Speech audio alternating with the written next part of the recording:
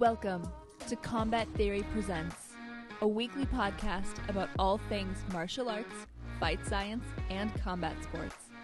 I'm your co-host, Sammy Ryan, and our latest episode starts now. All right, guys, we're doing a very bare bones episode of the podcast this week. Of course, my name is Paul, the evil Professor Antonelli, and I'm joined by my good friend, Alex Lebhar. Hey, what's up, Alex? How's it going, Coach? It is going. We have decided that we're going to do kind of a all things conversation today. I don't know exactly how it's going to go, but we will figure it out as we go. So, Alex, tell me a little bit about yourself. Would you describe yourself as a wrestler?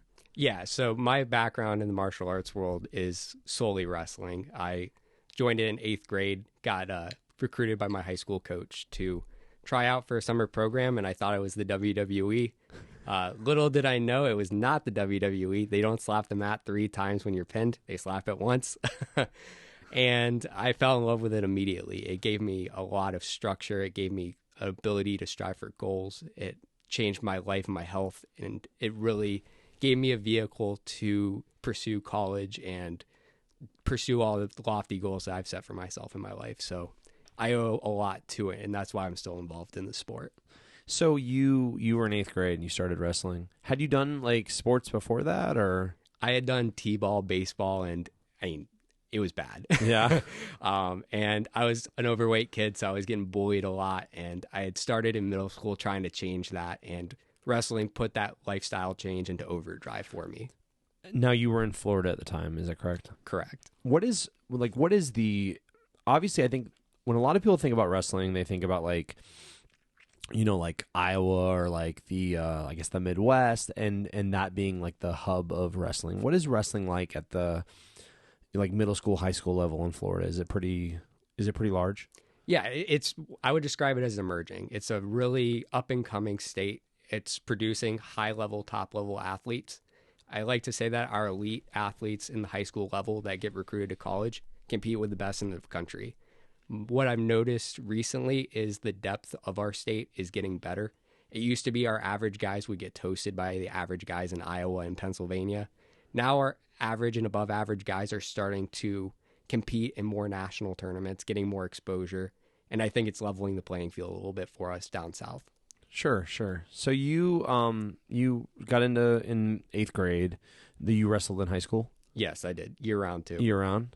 So what does that look like at the high school level? Is it you're doing a certain amount at school, and then are you in clubs? Yeah, so during the high school season, which is typically from November to March, you are usually solely associated with your high school. Now kids have opportunities through clubs and private lessons to get extra work, but a lot of it during the high school season is you go to practice. You may have optional weightlifting or conditioning outside of your typical practice window. Everything else from, say, like if you have night weight cutting or workouts, those are kind of on your own. Yeah. During the summer months and the off season, you have your high school teams that will usually develop some kind of club program. For us, our high school had a club at the community center where I grew up, and we would train on the mats 2-3 times a week, and then we would weight train at the school 2-3 times a week, compete in the occasional weekend tournament, travel to some tournaments out of state as well. In high school, wrestlers compete a lot, right? Correct. I should probably tell the audience that what I know about wrestling. What are those the diagrams where they circle, like they do the 3 circles and they have like the one place they all meet. There's a name for that. What is that called? Like maybe a Venn diagram or something. Yeah. So what I know about wrestling is only the wrestling that is, like how much wrestling is in like MMA, but like that's such a small like subchasm of what it is to be a wrestler and what wrestling is like. I've been around wrestlers for, most of my adult life because that's inherently a part of mixed martial arts, and you get a lot of wrestlers that transition into martial arts later on because I think they like to be a part of something still. But how many times a year does the average high school wrestler in Florida compete? Do you know? At this point, if you're healthy and you're competing at a high school schedule, you'll probably get somewhere in the 50 to 60 match range. on average if you're a varsity athlete. Is that a year? That's a year. And that's just in the high school season. So so over 4 years of high school, you could potentially compete 200 times? Yes, and there are some kids at the 1A level, which is private schools, where they allow middle schoolers to compete. Some of these kids get over 200, 300 career wins. At least the most elite athletes do. So the exposure to tons of competition experiences is, it's limited only by the amount of tournaments you're willing to go to. So you competed in high school. When you get out of high school, you went to college? Correct. Where'd you go to college at? I went to the University of Central Florida. Oh, me too. Charge on. Go Knights. So UCF has kind of a complicated situation with wrestling. What was it like when you were there? When I was there, UCF had a club program under the NCAA, and essentially they're not sanctioned by the NCAA, so they don't receive funding from the school, the institution. It's essentially like a club. So if I were to start a chocolate lovers baking club, right, I have to do all my own fundraising, but I still have to register it at UCF because of liability and enrollment with students. And the NCAA, while I'm not super educated on the eligibility criteria, it does have to involve, you have to be enrolled at UCF. Yeah. You have to maintain GPA requirements, but it's not scholarship dollars like you'll see at, say, NAIA and the Division I level. Sure. What did you get your degree in? I got my degree in English language arts education. Okay. What was your plan? My plan, after my high school experience with my coaches, was to become a high school English teacher and a wrestling coach and develop one of those perennial top 10 teams for 20 years. Oh, okay. So obviously now today you're telling me that you're a high school wrestling coach? I am not. So life has a weird way of making some left turns. My favorite John Lennon quote ever is, "Life's what happens when you're busy making plans." And I think that's really, really true because, to be honest with you, although my whole life I was in love with martial arts, I never envisioned or thought that I would be doing a podcast or creating a YouTube channel or teaching martial arts or cornering fighters. Like I knew that I loved martial arts, but I didn't know that I was going to be sitting here today talking to you. Although, I enjoy it, but it definitely, I think a lot of times when you're talking to young people, and I spend a lot of time talking to young people, they think that they have to have it all figured out. And I think that the truth is that you don't really have to have it all figured out. You just kind of have to have some ideas. At some point, you need to have some idea, Kind of like a trajectory. Yeah, where are you headed? Yeah. Not necessarily where you're going to end up, but just could you give me a general idea of where you think you are heading tomorrow or today, at least? I don't know, So how was competing in college? So I ended up not competing in college. I got turned to a different route in being involved in wrestling. I had recognized that I had to work to support myself through college. The scholarships were great, but still had to cover a few gaps. And on top of my part-time job on campus, my coach had got me involved in officiating at the high school level. Okay. And that became sort of a side hustle / passion project. And I ended up finding my niche in that area instead of coaching. Yeah. What was that? Was there like a aha moment on that, or was it just kind of one of those things where you were doing it for a while and be like, oh, okay, this can be a thing? Yeah. So my initial plan was I was going to do it for 3-4 years. After I graduated, got my degree, I was going to quit it and go into coaching solely. And I had an opportunity after my second year on the whistle to travel to a national tournament in the off season at Virginia Beach called the NHSCA National Duels. And that's where you'll see some of the blue chip prospects at the high school level before they're going off to Penn State and Iowa and Oklahoma State. And being exposed to that level of competition as a referee lit a competitive fire in me that I thought I was never going to get again as an athlete. And being exposed to how to manage those different situations and seeing it at the highest level, I got hooked. And I realized that at a place like that, there's so many great coaches, but nationally, there's such a shortage of quality referees. And this is across all sports, not just wrestling. Yeah. That, hey, what if we had people that were really committed to being outstanding at this important aspect of the sport, making it function and grow? And because of the mentors that I've developed over the years and having experiences like that to hone my skills, I found that this was my calling in the sport, and this was my ability to give back instead of coaching. I think that's a really like fundamental realization, right? Because I say this to my guys all the time. Your competitive window as athlete is really short. And I think people don't quite understand that. But like at the highest level in mixed martial arts, they theorize that you have about a 6 to 8 year window that you can be competing at like the premier level. And it has less to do, what we're seeing now is that it has less to do with age and more to do with damage accumulated over time. So if you started at 20 in high level MMA, there's a strong possibility that by the time that you reach like 26, your career's done, right? Or we see now we see a lot of heavyweights start a little bit later, but they still have that kind of same like maybe 8-year window, 6 to 8 year window where they really can't compete at that level that much longer, right? Because their body just takes too much damage. And now somebody at home, there's outliers. There's people that have been around forever. And then there's people that have very short windows as well. But for me, I'm super competitive. Like I am super, super competitive as a coach. I'm super competitive as someone that does commentary. Like I want to be the best at what I do. So I can take my love of martial arts and still compete. It's just not going to be me, the fighter. It's going to be me, the coach, or me, the guy doing commentary, or me, the guy with the podcast. In the same way for you, I think that you're saying that it's like you, the referee, can be, hey, I can be the world's best referee in this thing that I love. Now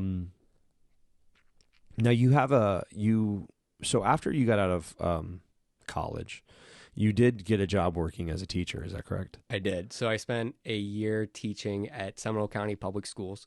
I taught 10th grade English, and it was about as smooth a first year as I could have written it up. I mean, I had good kids. I had great support system. I was well prepared, and I was like, hey, this is what I'm going to do. I'm going to do this for 40 years, and this is how my life's going to go. However, I was cognizant to the data, and the data in public ed, especially in Florida, is 50% attrition rate after 3 years for teachers. And I knew that if I was going to stay, I wanted to get my master's degree to get the supplemental pay bump and also just get some subject matter expertise. But I also recognized that it had to be something versatile enough to where if I became part of that attrition rate, I was going to be okay professionally. So after that first year, that next summer, I enrolled in grad school for my English Technical Communications degree. And in that first semester, I was courted by a lovely employer who offered to cash flow the rest of my college degree and give me a raise. And at 22 at that time, it was something that I couldn't turn down. It was just such a no-brainer for my future that I was willing to take that risk on my career because I knew if for whatever reason it didn't work out, I could always go back to teaching. And if that's my worst case scenario, that's a pretty awesome life, at least in my view. But if I pursue this new opportunity and the growth potential is what it ended up being, I could gain a whole new portfolio of skill sets, and I could create a great foundation for my life to give myself options to do things like officiating and training in MMA. Sure. So you still have, so now today you have a full-time job. Correct. And you still officiate. Yes. How often are you doing that? During the wrestling season, it is basically every Friday, Saturday, I am on the mats all day. During the off season, depends. I'd say on average about once a month, doing just various tournaments around the state or maybe even traveling. I know some of my friends who do the collegiate level without any high school. They just do the Division I, Division II level wrestling. Those guys are on the road quite a bit. Friday, Saturday, Sunday. Sometimes they're doing a weekday dual meet 4 or 5 hours away. And a lot of those guys have the flexibility in their jobs to do that. Some of them have to make some sacrifices. And I'm still trying to grapple with where that level of sacrifice is going to be. And it's similar to fighting, right? Yeah. There are guys who are elite and are able to sacrifice other things, or they have the flexibility in their life to go all in on MMA so that they can become that top 1% of the top 1%. Your Khabibs, your George St. Pierre's, right? And for me right now, I'm trying to see where that ceiling is going to be without fully disrupting the rest of the foundation that I built for my life. Yeah, of course. I think that's one of the things that there's a point in your life as an adult where you really start to have honest conversations about like, what is this going to look like for me? If you have these, I hate to say this because I'm someone that chases my dreams and I always have, but I think you also have to start having like real conversations. Like I said this earlier off camera, but like little known fact about me, there was a point in my life where I was convinced that I was going to be an actor. And I wanted to be an actor, and I wanted to do like theater, and I wanted to do TV, and I wanted to do all these things. But I also was like, I really am not going to move to California or New York. And I think that had less to do with like I like to travel and I like to take chances, but a big part of me, and this is going to sound kind of crazy, for a lot of my 20s, for my late teens and my early 20s, or all of my 20s, I really valued stability over all other things. And having a really stable job and, having a place to live that I could go to every night, those things were valued to me more than anything else. Like more than anything else, I wanted to have stability. And I think that with some of these non-traditional roles and jobs and lives, you have to have a lot of risk. Like you have to be willing to take risk. And when I was in my early 30s, I was miserable and I had all the stability that I could ever want. A part of me was like, man, if I'm going to continue to do this thing, if I'm going to continue to be involved in martial arts, if I'm going to continue to go after the things that I want, if I'm going to continue to chase my dreams, maybe I'm going to have to give up on the stability a little bit. And I like to work. I was saying that to you earlier. I enjoy working, so if you are willing to work, if you're willing to do like a 9 to 5 and then travel every weekend to officiate, you probably get paid. You can probably make money. You can probably figure out a way to have some more stability. But you got to work, man. Yes, there is a cost to everything, and there is a cost to giving up those weekends, but it was something that I decided when I decided to commit to the sport of wrestling as an official, that this is my service. This is the debt that I owe the sport that has given me so much. I'm willing to negotiate the other aspects of my life to make it conducive to this passion that I have for something like wrestling. I think that's kind of unrelated, but I think also related. One of the funny things about, I went to school, my undergrad degree is in exercise science. And one of the things they always say about like coaching or training specifically is like, oh, it's great. You get to make your own schedule. Sure. Yeah. You get to make your own schedule. But if you want to be an official, man, you're going to have to be an official when there's matches. Like, it'd be really cool to be an official, like, Tuesdays from 4 to 7, but maybe that's not when matches are happening. In the same way, if I want to coach people, man, I kind of have to assume that it's going to be when people are available. So, I'm sorry, go ahead. One of the things, because of how much time I see that you put in your coaching, it's like if I'm going to spend this much time committed to this one pursuit, I might as well be good at it, right? And I talk to a lot of officials who are trying to get better. And like, you guys spend every weekend away from your families doing this, getting yelled at by coaches and parents, dealing with kids that are basically fighting each other every weekend. Wouldn't you want to be good at it? Yeah, I think that this is one of those things that you can't afford to be bad at. And I think as an official, like, okay, if I'm a fighter and I'm not great at it, I'm probably not going to do well, so I won't keep competing. I'll eventually be like, oh, I always lose. They won't give me fights anymore or whatever. If you're a coach and you're bad at it, hopefully, you won't continue to have students, although that's something that we could talk endlessly about, because I think there's a lot of coaches out there that, for whatever reason, aren't particularly good, but whether it's they're in the right place at the right time, they just continue to get work. But if you're an official and you're bad at it, you could really hurt a lot of people. Like, a lot of people could end up getting hurt because you don't know what you're doing. You don't know when to make choices, And that applies to the UFC. I mean, you see these guys lives are on the line every time they step in the cage. And if they don't stop something fast enough, someone could go out and never wake up. Yeah, I mean, and you know, we have seen in combat sports, we have seen, you know, where things went awry and people suffered lifelong consequences because of it.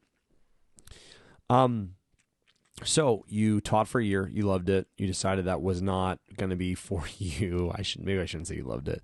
It went the way you thought it would, and you decided it wasn't for you. There's a lot of ways that we could take this conversation. So when you were competing, did you cut weight? I did. How much weight did you cut? As much as 12 pounds a week my sophomore year. Okay. And I would highly discourage that. I would highly recommend doing sustainable practices and weight management to where, say, my senior year, I was maybe dropping 6 pounds a week. Okay. Very doable, very sustainable, and I wasn't getting hurt. I wasn't getting beat up. I wasn't facing challenges that way. I don't know if we can talk generally about this. So first off, for those that are listening at home and you're like, I don't know, about 30 minutes in, less than that. No, I'm kidding. You're thinking like, well, what does this have to do with martial arts? I want to make this very clear and so that you guys understand this. I think that when most people think about martial arts, they think about Asian fighting systems. They think about karate, they think about kung fu, maybe they think about like, you know, the Japanese judo or Japanese jiu-jitsu, but that's not what a martial art is. A martial art is any systematic approach to learning how to fight. Whether that is a European style of fighting, like sword fighting, or that is a Japanese style of sword fighting, whether that is a Roman style of fighting, like pancration, or, gladiator fighting in the Colosseum. Any form of fighting is a martial meaning war, and art, meaning that there's a systematic approach and some amount of self-expression. So wrestling is a martial art. Could you use wrestling as a self-defense system? 100%, man. If you can control someone's body and slam them on the ground, you probably will win. There's a strong possibility that the fight will end. Do you you think of yourself as a martial artist? Is that... I would describe myself as an emerging martial artist. Martial artist. As we've talked about, Paul, I joined the gym 2 months ago, and I've been training pretty heavily in Muay Thai with you to diversify myself. Because Sure. I'm always known as the wrestler, but what if I was Alex, the Muay Thai specialist? And I'm learning how to apply what I've learned from wrestling, the hard work, the attention to detail and technique, the commitment, and applying that to something that's not as kinesthetically natural for me, throwing my legs above my head to kick someone in the head. Not as kinesthetically natural because I'm used to being hunched over, knees, shoulder, knee, toe, and in a stance for wrestling. I think also too, and this is probably going to piss some people off, wrestling is a naturalistic form of combat. If you look at primates fighting, they will try to out-wrestle each other. If you look at two very small children having a disagreement, they will try to out-wrestle each other. If you look at, I just got a puppy. My puppy tries to out-wrestle the other dog. Wrestling is a naturalistic form of combat. When it comes to something like striking, like Muay Thai, that is not a natural form of combat. We're teaching you an unnatural system of combat. That's not to say that it doesn't work. That's not to say that it isn't something that you can make feel natural. When you first start off, I think a lot of people come in and they say I'm like, oh, I want you to stand this way. And they're like, oh, that doesn't feel natural.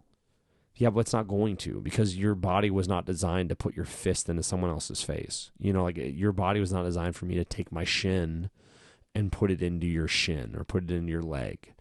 And I think that is the part that people have trouble understanding. Wrestling is naturalistic. If you look at, the things that are probably a good idea in wrestling are probably a good idea. You could think that it's probably a good idea, man. The things in Muay Thai that are often good ideas, like, hey, this guy's punching me, I should go forward instead of going backwards. Not a great idea. You know what I mean? It doesn't feel natural. right? Like this is something I have a lot of trouble explaining to people. If you are in trouble in Muay Thai, if you are in trouble in a striking art and you're getting punched, if I step backwards, which seems like the best idea, let me get away from this person. I'm going from being in his punching range to being in his kicking range, and I'm giving him space, which means now he can load up his shots and continue to follow me in. Wherein if I jam him, I go into him, that's going to actually probably be a little safer for me, and I can force a break or whatever. But I think that doesn't feel natural. And that's the number one thing that I get from people when they first get started. They're like, oh, this doesn't feel natural. It's not going to. It's not a naturalistic form of combat. What do you think was the most different for you when you went from like wrestling to Muay Thai? I think just learning to stand tall. Yeah. I mean, as someone who gets into level changes to take shots for takedowns, you tend to drop your head. And in Muay Thai, that's an easy way to get knocked out because you're going to get met with a knee or a kick. Yeah. And learning how to be comfortable with maybe my hips a little bit more forward and my head up. Those were some different things that I wasn't used to. But as I practiced the footwork, it's very similar. Don't cross your feet across each other, else you're going to get swept. Those things applied. And as I was taking things that were familiar, activating that prior knowledge, as they would say in education, that's where I started finding that progress sooner rather than later. Yeah. What part do you hate? The clinch, I hate that I can't just like throw somebody. Oh, it's weird. Yeah. I'm just like, I just have to knee them or push them away and get back into my fight stance. Yeah. I can't just hit a fireman's carry. Yeah. Why don't I just take him down right now? Can't. Rules, man. Tell that to Rob. For those that don't know, we had a recent tournament, and one of the guys in the gym, he went for the sickest, like, double leg body slam. I don't even know how to describe it. And he scored it. It landed, but it also ended up getting him disqualified. And a top 50 on World Star Hip Hop. Rob, we love you, by the way. There was a man in the audience that had a shirt that said Raw Rob, and I was like, what is this WWE? Like, what just happened right now? He needs a walkout song for sure. Yeah, for sure. When you walked into the gym and you came into the gym, we have a wrestling program for those that aren't like training with us, obviously. Hopefully, a lot of people that are listening right now are not training with us, but we have a wrestling program at the gym. So that's initially what attracted you to the gym? Correct. However, while the wrestling attracted me, I knew I wanted to do something different. Okay. And I picked Muay Thai instead of jiu-jitsu because I felt like it was going to be harder. And wrestling was great for me because it taught me to pursue things because they're hard, not in spite of them being hard. Because it wasn't natural, I found it as a challenge. And at that point in my life, I knew I needed a new challenge. And I felt like Muay Thai was the perfect avenue for that. I find that a lot of employers, a lot of people really value the wrestlers as a commodity when it comes to, like, I've talked to people that were like, oh yeah, I got hired at this job because I was a wrestler. Why do you think that is? I think culturally wrestling values hard work. It values accountability. It's similar to cage fight, right? It's you and the other guy. You can't blame somebody else when you lose. It's on you. Maybe you didn't prepare enough. Maybe you were mentally checked out or you gave up in a tough moment. And the preparation and the hard work that you get from grinding in a practice room and training year round and setting those goals, those are very applicable to all facets of your life. And that's why that community has so much pride in those characteristics. And that's why it's so tight knit, because it's such a great breeding ground for great individual people, both men and women, especially with women's wrestling becoming one of the most emerging sports in high school. I didn't know that. That's really interesting. Yeah, one of the fastest growing sports in high school right now. No kidding. What do you think? Is it just, women feeling more empowered, or what do you think is causing that? Probably a combination of a few things. One would be that it's now being sanctioned as an official sport at the high school level.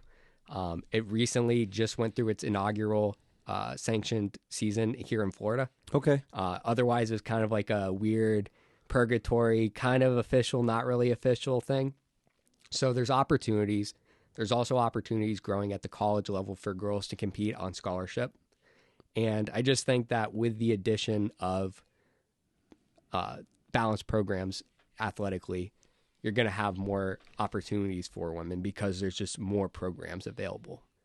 And now that there are Olympians that are getting gold medals for the United States, having those kinds of role models show that it's something that's attainable for women too, not just the men. Yeah.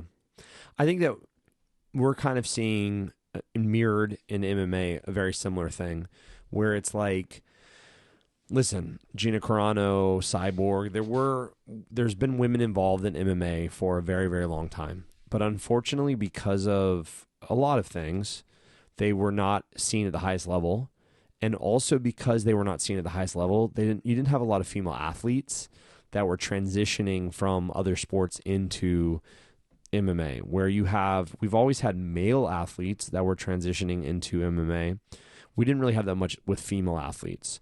And then love her or hate her, Ronda Rousey, was the one that brought MMA to the forefront for women. Now, there were, standing on the shoulders of giants, right? There were pioneers before her. So I'm not going to say that Ronda Rousey was the one that created women's MMA, right?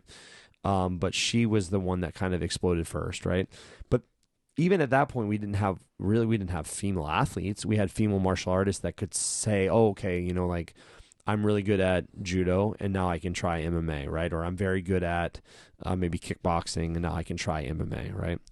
Now we're starting to see like the generation after Ronda Rousey, we're starting to see like real female athletes that have been training since they were kids, that have always been involved in whether it's wrestling or some other type of, maybe combat sport, that they're now fighting in MMA, which I think is one of the reasons women's MMA is so exciting right now, is because there's still this there's still this influx of people that are really excited about the sport and are now for the first time really athletic, wherein maybe before, and don't poo-poo me, some of the women involved weren't as athletic. Just like in the same way, in the early 2000s, late 90s, you had a lot of guys that were getting involved in MMA that, although they were martial artists, they weren't necessarily athletic. They looked a lot more like me and a lot less like John Jones.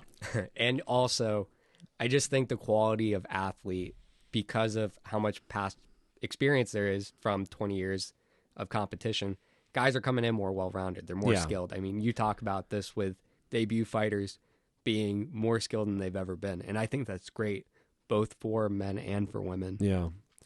I think also, too, that, the thing that's really fun about MMA, or the thing that's really fun even about Muay Thai, is that we're still developing best practices. So it's not like you have this, I know so little about other sports, but in the NFL, right? Like if you watched, when I was a kid and I watched a football game, and I'm an adult and I watch the football game, the nature of the game has not changed drastically. The level of athlete has changed, has improved over years as science improves and athletic training improves, but you don't see like drastic differences. Like if you watched a football game in 1998 and you watch a football game today, I mean, the game's relatively the same. With MMA, because we're still evolving as a sport, it's changing drastically. And I think, too, we're starting to see a little bit more specialization. I talked about this on a previous episode where, there was a time when you were training with at like a gym where maybe your wrestling coach was also your striking coach, who was also kind of teaching you submissions. And now we're starting to see guys that can be specialized, where maybe you have a guy that just does wrestling for MMA, at your gym, and maybe you have a guy that just does jiu-jitsu for MMA. Because there is a difference, like Muay Thai for Muay Thai versus, Muay Thai for MMA. Those are different. You have to understand the rule structure. You have to understand the loopholes. You have to understand how to, yes, I can do clinch in Muay Thai, but my clinch game in MMA, although similar, is going to be different because there are takedowns, right? And I do have to contend with the fact that now I'm, doing clinch with a wrestler who has a whole different arsenal and tool set, and I have to use my tools to like nullify his tools, which is possible. I don't think that there's any one dominant completely dominant system in MMA, and that's kind of what makes MMA beautiful. And then also, yes, now we're starting to see athletes that are like 5 that are going to gyms that are MMA gyms. So from day one, they're wrestling, they're doing jiu-jitsu, they're doing some type of striking. And by the time they're like 16, 17 years old, they they're amazing compared to the way, when I was dealing with people when I started that were single martial arts disciplines. And for a long time, they still were, so I think that's unique. Obviously, we know that, or I should say we should know that wrestlers typically transition to MMA really, really well. Do you have a theory on why that is? Is it the same thing? Or I would say, one, they know how to train hard and they know how to get themselves ready to compete at a very high level. It's just so normal to their wrestling experience that the transition's smooth. They understand the concepts of weight management and weight cutting because they have to do it. And not only do they have to do it, but they also have to do it with a 2-hour window, a 1-hour window before competition. They don't get 24 hours to hydrate and sleep and eat 3 meals before the competition. Yeah. I think also just the grind of a training camp wears on you mentally, and being able to go through that grind, having that past performance in your repertoire, I think that translates well too, because you know how to go through the suck with your teammates and for your journey into the fight. I think one of the things that I say a lot, and it's, again, I'm not a wrestler. I don't ever want to claim that I'm a wrestler because that's just not who I am. Like I have, like I said earlier, I have like maybe 2 things that I know how to do somewhat okay. And if you're a wrestler and you see me do it, you're like, that's terrible. When I was in high school, I played soccer. It was the sport that spoke to me. And, like anything else, I got into soccer when I was in like 3rd grade and I played through high school, right? Soccer, when you train soccer, like after class, you go out onto the field. If it's a nice day, it's really pretty out. There's a bunch of people on the field. It's breezy. You're running around. You're having fun. No one's really touching you. You're doing soccer-based drills, which are usually pretty... they're kind of things that you would probably do if you were hanging out with your buddies and had a soccer ball. Wrestling is very grindy. Like you're in a warm room that's typically not very well ventilated. You're dealing with a lot of intimacy, for the lack of a better term. It's very close, and that, I think that kind of grind, I think that you kind of nailed that on the head, is that, learning how to grind anything makes you has the potential to make you much more successful. Because that's one of the things that people don't understand about Muay Thai or about fighting in general. It's like there's a lot of grindy nature. If we're trying to perfect a kick, how many times are you going to throw that kick? Right? Like, you might throw that kick 100 times a day. I see these challenges where they're like, you're going to kick the bag 200 times a day for 30 days. That's cool, but if you're like a high-level Muay Thai fighter, you're probably kicking the bag 200 times a day for your entire life. And that grind, I think, is unaccustomed. Most people are unaccustomed to that style of grind. Even me, like, when I got out of soccer and I really started to focus on martial arts in my like late teens, early 20s, I didn't understand that, like, to be great at this, I'm going to have to grind 6 days a week. And it took me years. It probably took me like, up until I was about 24, 25, 26 to go, oh, if I want to get good at this, I have to show up every single day for the rest of my life. And there's still a ton of things 20 years in I suck at. I try to tell that to you guys when I'm teaching, like, hey guys, I'm going to show this to you. I'm not great at it. I'm probably never going to be great at it, but one of you might be really, really good at this one particular technique or skill. So I'm not going to not teach it to you because I suck at it, because I'm hoping maybe you won't. But maybe it is your tool or it isn't your tool. I think that's one of the things that that Bruce Lee talked about was, using what was useful and getting rid of what was useless. But the other caveat of that is that you need to revisit those things that you kind of put to the side. Years later, you need to go back and say, okay, I know that I stopped doing this because I wasn't really good at it. But now that I've been training for, 5 years or 6 years or 7 years, am I better at it, or is it still not my thing? And that will evolve. But I think a lot of times people, like, they just discard stuff and they never revisit it. or they'll have something that doesn't work at their gym. And then because it doesn't work at their gym, they just say, oh, this doesn't work. But maybe just everyone understands the setups because we all have the same setups because I taught it the same way, or whoever your coach is taught it the same way. And I think one of the challenges for a lot of combat athletes is if they go through one system for so long and then they join a new gym, they have to teach themselves to be coachable again. And that's a muscle. That's a technique, is to learn how to learn. And for these different skill sets, right? Like if I learn how to block a teep one way, let's say I elbow parry it, and then this other gym's teaching me to catch the teep. It's not wrong. It's just different. And learning how to incorporate both of those just gives me more tools. I think too that I've tried to have this conversation with a lot of people. Styles are opinions. And some opinions probably have more validity than other opinions, but some opinions are just opinions. Like I teach the way that I like to teach. I teach what I think is great. But I also try to show, like, for example, on the teep, I stopped teaching the scoop on the teep. I started teaching, like, Liam Harrison elbow parries the teep. I have a video on my YouTube channel about it. Plug the YouTube channel. But Liam Harrison teaches elbow parry. And I saw it in the video. And then when I went to a Liam Harrison seminar, which I like to go to a lot of workshops and stuff because I think continuing education as a coach is incredibly important. And he taught the elbow parry off the teep, and I was like, oh, I really like this.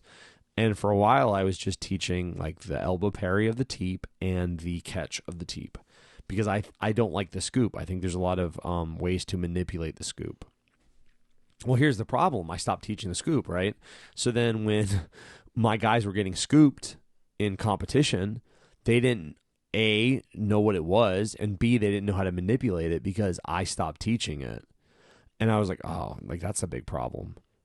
And that kind of goes to how you talk about your A-level stuff, your B-level stuff, and your C-level stuff. Most guys have their A-level thing that works on everyone until it doesn't. And it's like, if I don't have some B and C-level stuff that I'm intentionally practicing regularly, how am I going to overcome the obstacle when my good stuff doesn't work? I think that I should caveat that. So typically I teach that you have essentially 3 games. You have your A-level game, which is the stuff that always works for you.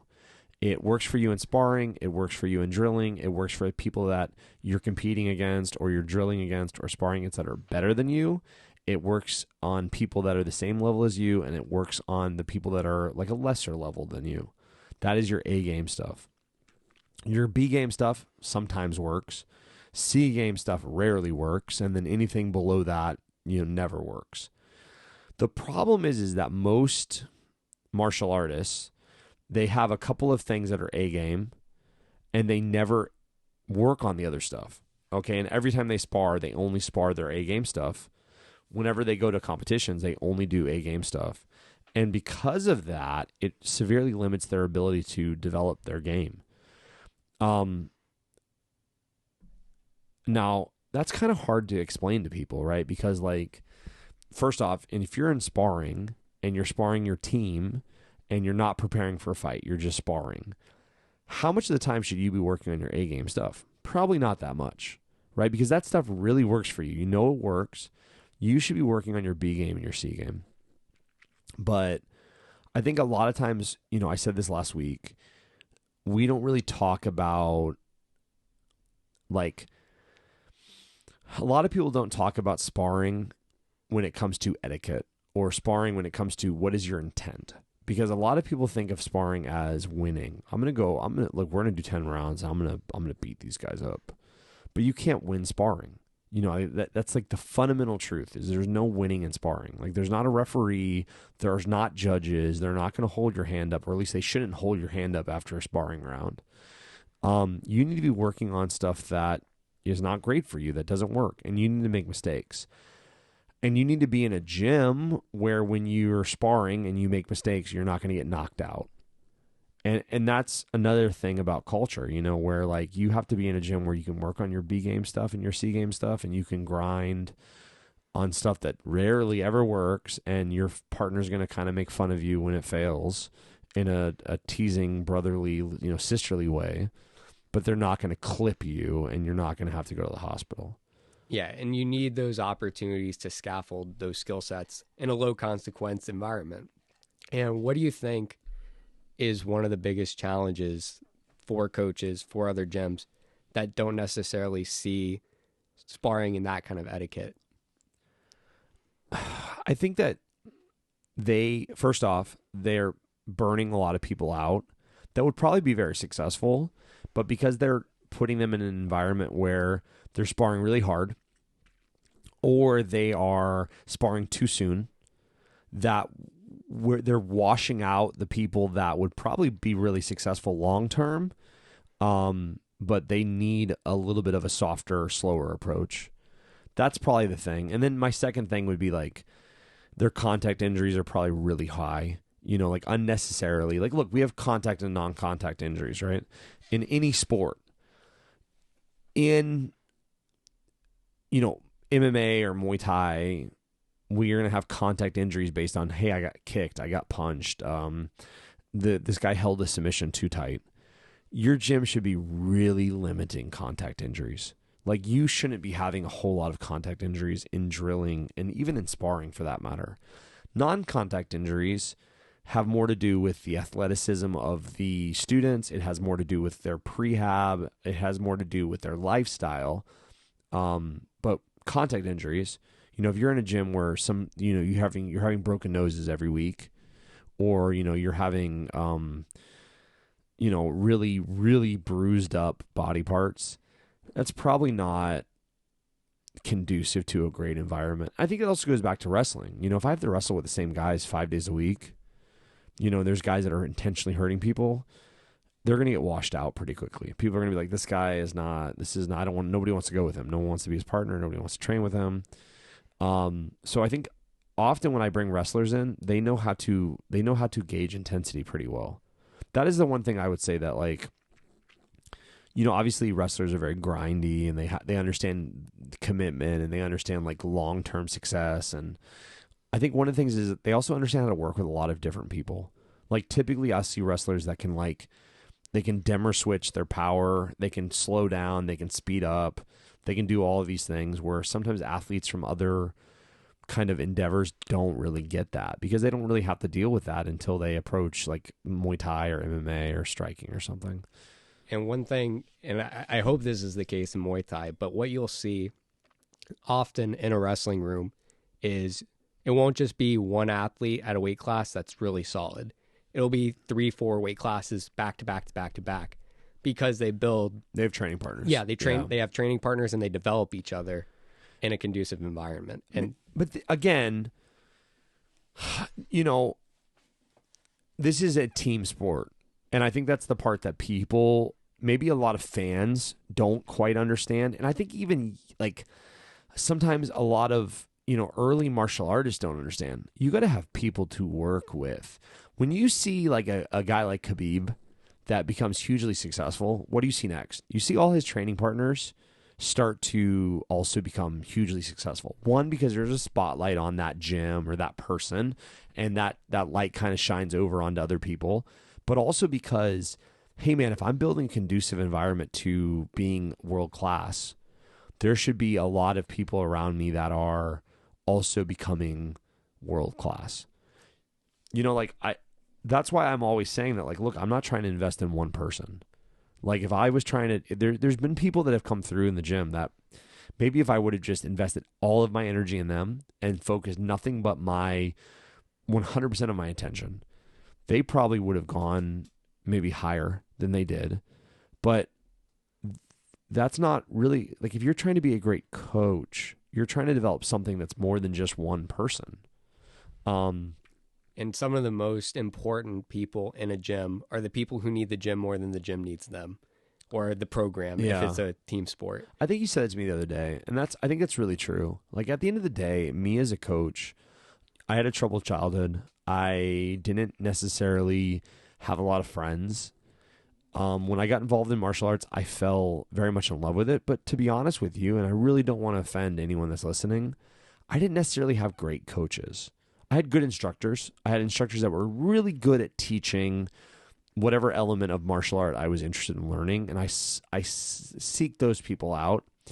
I didn't necessarily have great coaches. I didn't have people that were creating the environment that I needed to be in, or were, being really honest with me and pursuing me to do the things that I needed to do. And I think that is what I'm trying to do, is I'm trying to create an environment is what I needed. I'm trying to create the environment that I needed when I was a teenager, the environment that I needed when I was a young adult, where I had these people around me that cared about me, but they were also being really honest with me and providing the feedback that I needed. And I think that sometimes, like, we kind of joke around about that at the gym, where it's like, I don't know if I can even say this, but like sometimes we're doing behavior modification. Sometimes people are coming in and they have some really nice attributes, but there's a few things going on that maybe need a little bit of an adjustment. And we as a team are trying to say, like, hey man, I love X, Y, and Z, but you'd probably be a lot more successful if you came on time. And I know that sounds kind of crazy because most instructors would not care. I think most instructors, the truth of the matter is they don't. This is how I differentiate the difference between an instructor and a coach. An instructor, hopefully, is very good at teaching whatever it is they're teaching you. They probably don't care about you outside of that subject matter. There's nothing wrong with that. You know what I mean? If I have been interested in learning dancing lately, is like taking some type of dancing class. I don't think that I care if the dancing instructor is going to ask me if I'm happy or I'm sad or how my day's going. I just want them to be really good at teaching me how to dance because I don't dance well. A coach should be really good at teaching, but they should also care about your longevity and your success. Like sometimes I'm talking to people when I'm talking about coaching and I'm like, look, I don't care about you winning one fight. I care about your success as a person over the next 25 years. And those 25 years are a series of fights. It's, as you always talk about, it's an allegory of life. Life is a fight. And that's one of the reasons as a referee, when coaches get mad at me, I don't take it personal. I understand that this is a guy who sees this athlete. I'll see him maybe once or twice. They are with them 5-6 days a week, 2-3 hours a day. Surrogate dad for a lot of these kids who may not have the family structure that's stable. And how could I blame a guy who's fighting for his kid when he's heated like that? I'm sorry. I think one of the things for me as a coach, which I didn't necessarily expect, because I don't think you start off as a coach. Maybe you have the title, maybe your title is coach, but I think at first you start off as an instructor. You're teaching what you hopefully love and are passionate about. You're teaching the way that you were maybe taught. But you're an instructor. At some point, hopefully, you become a coach. But, I don't think that's always the case. I'm sure there are people that are going by the name coach that, like, don't remember the name of the kids in their program. You know what I mean? Like, I hate to say that. But, like, for me, I will tell you that the longer that I coach someone, the harder it is for me to put them in fights. I know that sounds maybe kind of crazy, but like the longer that someone's with me, the more like fear I have about putting them in fights because listen, fights are hard. Every fight is hard, right? And also when you spend a lot of time coaching someone, you know how to beat them. And for you, maybe it feels like, oh, everyone can see this, kind of like personal flaws. Like often people are very aware of their personal flaws. Like people will come to me as a coach or as a personal trainer or exercise physiologist or whatever, and they will tell me about their personal flaws. Like, oh, I don't like the way my eyebrows look. And I'll be like, listen, I'm going to be honest with you. I don't really think anyone else is noticing that. I think you're noticing that because you're very aware of your personal flaws. I think that as a coach, you become very aware of the problems that your athletes have, good and bad.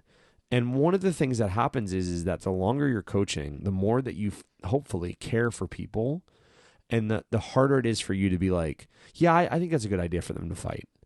Like I think I get more nervous about the people that have been training with me for 3, 4, 5 years, when really they should be the ones that I'm the least worried about because they have the most amount of training. They're the most successful. But when someone first comes in the gym and they're like, you know, they're asking me about fighting, I'm like, oh yeah, sure, we'll get you a fight. You know, and then, you know, someone that's been with me for 4 years or, you know, they want to fight. I'm like, well, you know, like you got to work on these things because like, you know, if that gets exposed, you're going to lose.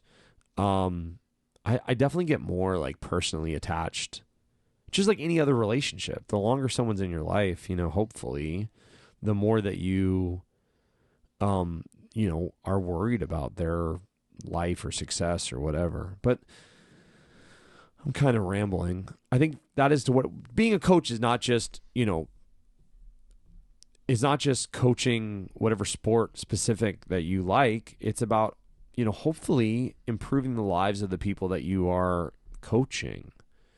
And I also know that most of the people that come into me, they're probably not going to be involved in the sport for the rest of their life. As much as I wish they would, you know, I know that sometimes that's just not the case. But I think as you were talking about with a coach, I remember one of my coaches used to say, if all you learned in the 4 years in my room was how to hit a double leg, I failed you.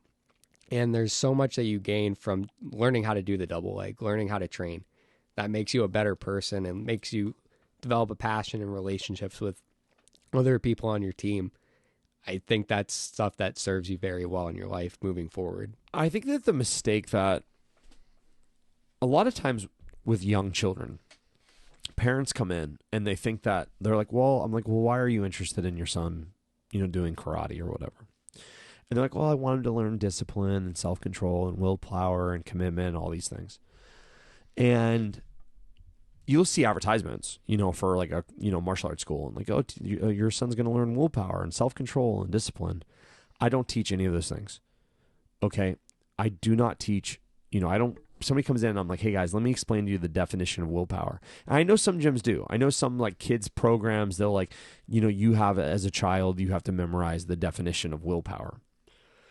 Man, that is such a poor understanding of what it is that we do.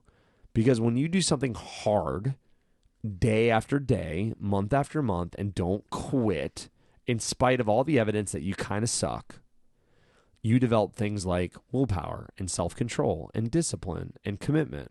And when, you know, you don't feel great, but you know that you have to go into the gym today because your training partner's competing and you need to be there for them, even though you don't feel good, you understand commitment. Hey, I committed to this. Those are the things, those attributes that we talk about a lot in martial arts. And again, I say this all the time, fighting is an allegory for life. You know, if you're able to do that really hard thing day after day, month after month, even though you don't need to, you don't have to, it makes you a better person in general. Problem is that we kind of live in a society where most people just give up before that. And I'll tell you, the biggest deterrent or the thing that makes kids in martial arts the least successful are their parents. I hate to say that, but, you know, a parent will come to me and be like, hey, my daughter doesn't like class. Well, she's 5. You know, like she probably doesn't like brushing her teeth either. You know what I mean? Like, again, I don't want your kids to do something they hate. But also, if every time your child's approached by something that's really hard, they give up, you're not teaching them willpower and self-control and discipline. You're teaching them how to quit things that are hard. And spoiler alert, life is very hard. And it's not fair. And it's not fair. Life's not fair. You know what I mean? Like, if you go into an event and you think the referee has a bias against you, well, then you better still win, because life's got a bias against you sometimes, and you still have to win. And parents are one of the banes of our existence as referees. It's one of the reasons that there's a national shortage of referees and why the median age of referees is 55 years old. People don't want to deal with the parents because the parents don't take accountability for raising their kids and teaching them the life lessons of, hey, sometimes things don't work out your way. Sometimes a call goes against you. They teach their kids to project that accountability as blame on somebody else so that it stunts their growth. And you'll see it with coaches too. I mean, you know, they'll start getting on me. I'll be like, listen, man, coach your athlete, not me. I don't need you to teach me anything. Like your kid needs you. I know the rules. Yeah, for the 30 seconds you were complaining about a stall call, your kid was laying face down on the mat, not doing anything, and he probably could have gotten some instruction to get off the mat and score an escape. Yeah. And I think that is something as parents, right? Your job is to encourage your kids and to provide a stability and a structure for them to take those risks. And, you know, if they go for it and they fail, it's not the end of the world. And I think also, too, as a parent, and I've said this before in life, to be successful, you have to have the right people around you. And I think often parents, like I know martial artists, right, that are very good martial artists that have kids, and then they try to teach their kids martial arts, and their kids just they don't see them in that way. And it's like, you know, to be very honest with you, maybe you're not the best person to coach your son or daughter. You know, I hate to say that, but maybe you need to be the parent and not the coach. And I think they need to realize that that can be okay. Yeah. I mean, look, dude, the first thing that I do when a couple comes into the gym, a husband, wife, best friends, brother, sister, whatever, is I try to separate them in training. Because I think that a lot of times that's not going to be the best tool for them. You know, a guy comes in with his son and you know, they're like, you know, the dad's 6'2" and the son's 5'3", and they want to train together. And I'm like, listen, I know that you're trying to share this experience together, which you can, but neither of you are going to benefit from being each other's training partner. And sometimes people, they don't understand that either. Like, this is a sport, you know, where you need to have varying training partners. Same thing. Like, we'll have couples come in, you know, the husband and the wife, and they only want to train together. And I get that at first because it's uncomfortable, but also like, hey, dude, the likelihood that you're going to fight someone that's, you know, 100 pounds lighter than you, although would be nice, is unlikely. Yeah. You know, maybe it's a good deal for the spouse, for the woman, because, you know, if from a self-defense situation, unfortunately, the likelihood that she's going to fight another girl is probably not as high as the fact that she'd have to defend herself from a guy.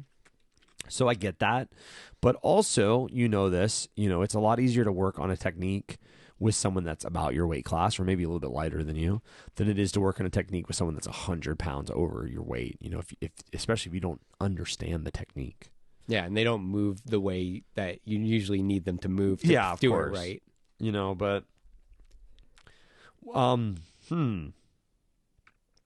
what is I don't know if I can ask this. What is the worst experience that you've had as a ref, as an official? So this was the one that got me on my first podcast. Okay. Can we talk about this? Yes, we can, because the hatchet has been buried. Okay. It's about to be on. I had a moment in a state finals match. All eyes are on, and series of events happen. Kid gets hit for another penalty, takes an injury time that turns to a blood time. Coaches are freaking out, and one of them questions the judgment at the table, so he gets hit for misconduct. These are all irrelevant terms for the sake of the general purpose of the story. But he gets penalized, and there was a glitch in the system that tracks the score and added a match point once I started the match back up and resumed it. Okay. And nobody caught it or could articulate it. Sent the match into overtime, and the wrong kid wins. Okay. And by the time we find out that there's an error from the glitch in the scoring, it was beyond correctable error because the next match had already ended. So all of a sudden, all hell's breaking loose at this huge tournament, a lot of ramifications. And I was crucified on this Facebook group with like 12,000 people for a month. And we had to explain the situation. Like, hey, there were some things that happened that were beyond our control that we didn't catch. There was a part where I failed. And, you know, you have to own those things when you fail. And I think it was an important lesson to show people, hey, you know, we're humans who make mistakes. We're not like, it wasn't like we had this diabolical plot to screw this kid over. There was something that happened that we didn't catch. We couldn't articulate. The other coaches couldn't articulate and didn't know how to advocate for their kid in that moment.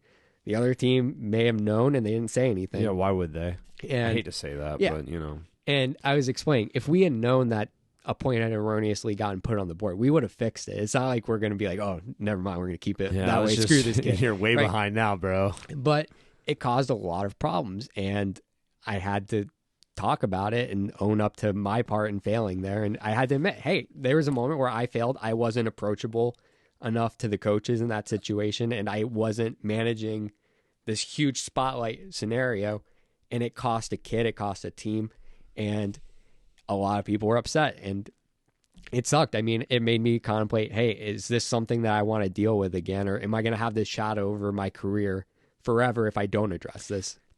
Yeah, I think that there's a lot of really important points there. I think the one that kind of speaks to me is that at every level of the game, whatever the game is, you're doing something for the first time, right? Like the first time that I fought, the first time that I cornered someone as an assistant, the first time that I cornered someone as a main corner, the first time I coached as an assistant, the first time I coached as a head coach, all those had firsts. And for me to pretend or say that I haven't made mistakes throughout that would be unfair to the process. Sometimes I have made mistakes that are so minor, and there's been times where I made really big mistakes, and I'll give you an example without naming a lot of names. I am competitive, and I am very hungry to prove myself. And weight cutting, we practice weight cutting in my gym.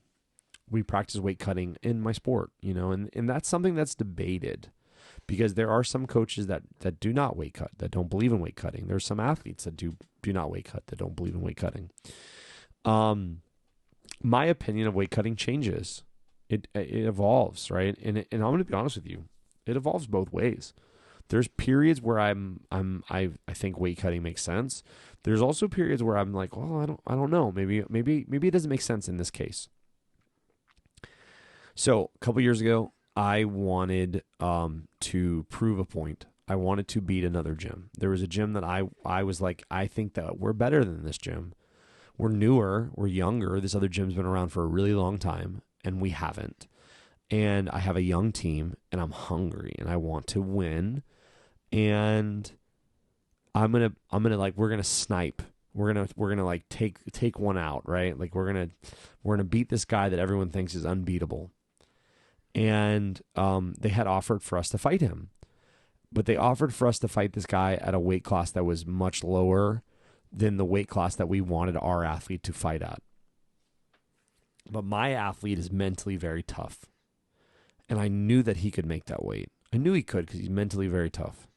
And I was so hungry at the time to prove that we were the better gym that I allowed my fighter to fight probably 2 weight classes below the weight class that he should be in. And we lost. We lost decision. It wasn't like we did really badly. But at the end of the second round, my fighter got clipped. And the official either didn't notice it or didn't care or just didn't know what to do. And my guy got clipped maybe, 2 seconds before the end of the round. So he should have had a standing 10 count. He probably would not have been able to answer the standing 10 count. But because the official didn't realize, we put him on the bench, and I was talking to him, and about 20 seconds in, I realized that he was no longer with us.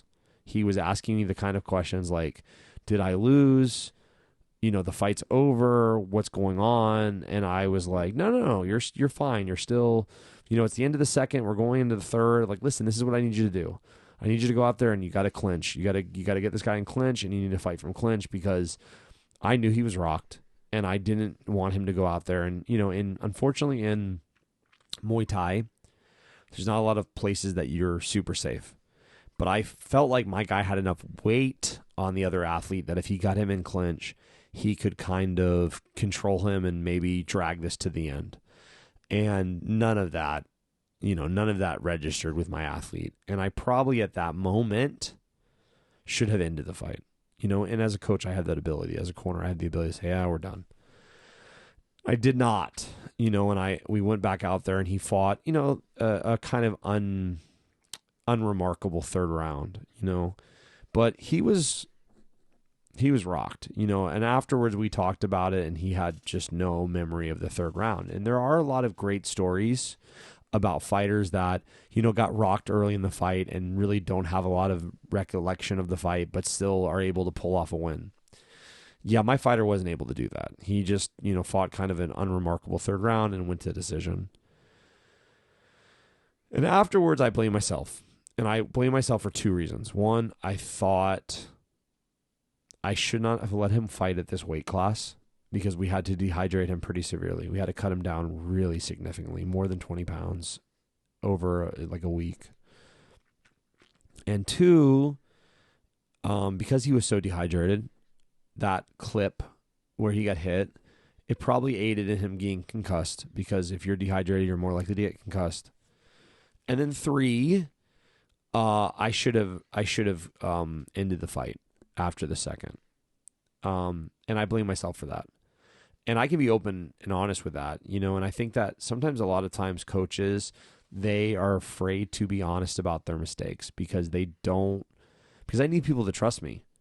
I hate to say that, but at the end of the day, if I tell you I need you to do whatever, I need you to do it without questioning it or second guessing it or wondering if I'm an idiot, right? Like I kind of joke around with my guys, but I'm always telling people like, just listen to me. I'm always right. But the truth is the matter is that like, listen, if you're an official, you're going to make mistakes. I judge fights. I've definitely made mistakes. And to give you context, the top level NBA referees, guys who get paid six figures plus, the very best guys get 94% of their calls right. Yeah. I mean, 6% are wrong. Yeah. And that's the most elite of the elite. Yeah. And I think that's the thing. Like, man, we're all going to make mistakes. Right. And I also try to like, listen, I try to train my people, that sometimes the official sucks. I hate to say that. Yeah. I mean, it's like fighters. Some fighters just suck. Yeah. Like it you know, someone does something, some are going to excel, some are not. And like, you know, so in Muay Thai, there's certain positions that should cause a break. So the ref should stop them. They should restart. Okay, let's fight.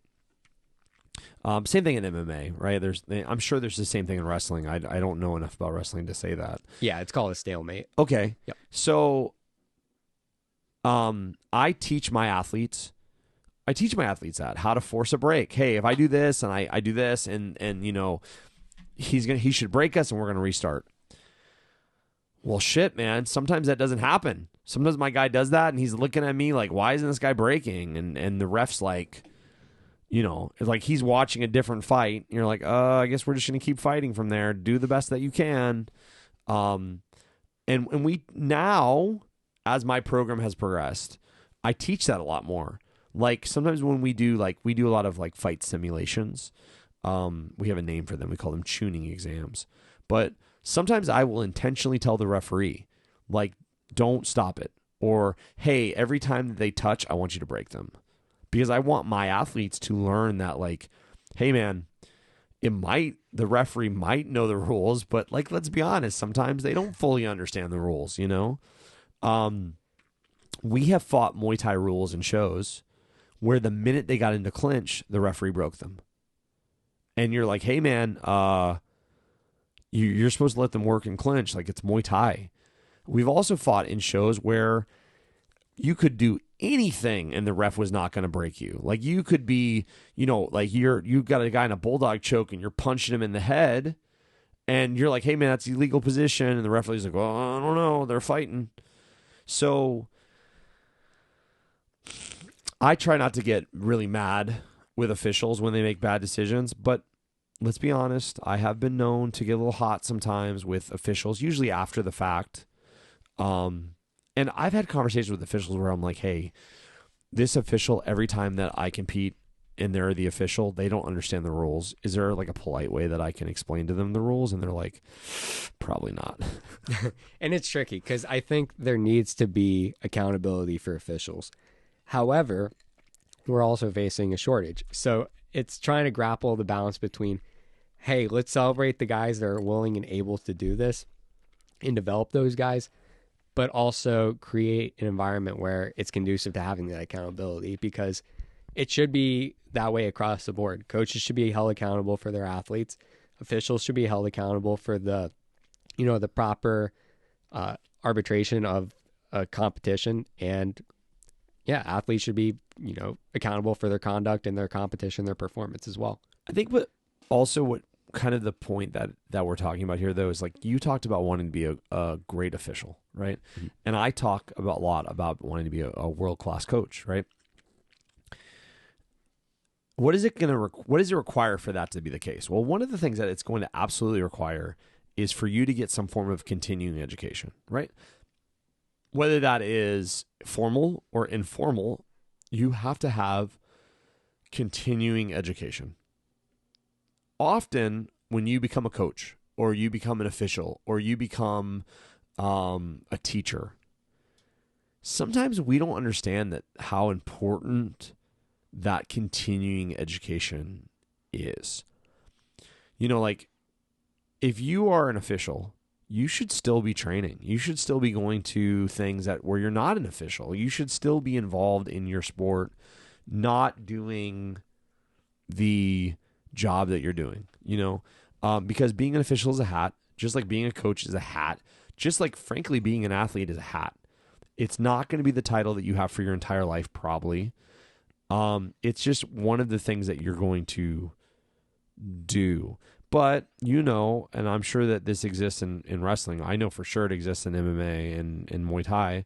There are people that become officials that's all they do now. And they're not even watching fights when they're not at fights. And they're not talking to other officials about being better. And they're not going to continuing education courses because they don't really exist that much, especially in my industry. And I think that limits your ability to be successful.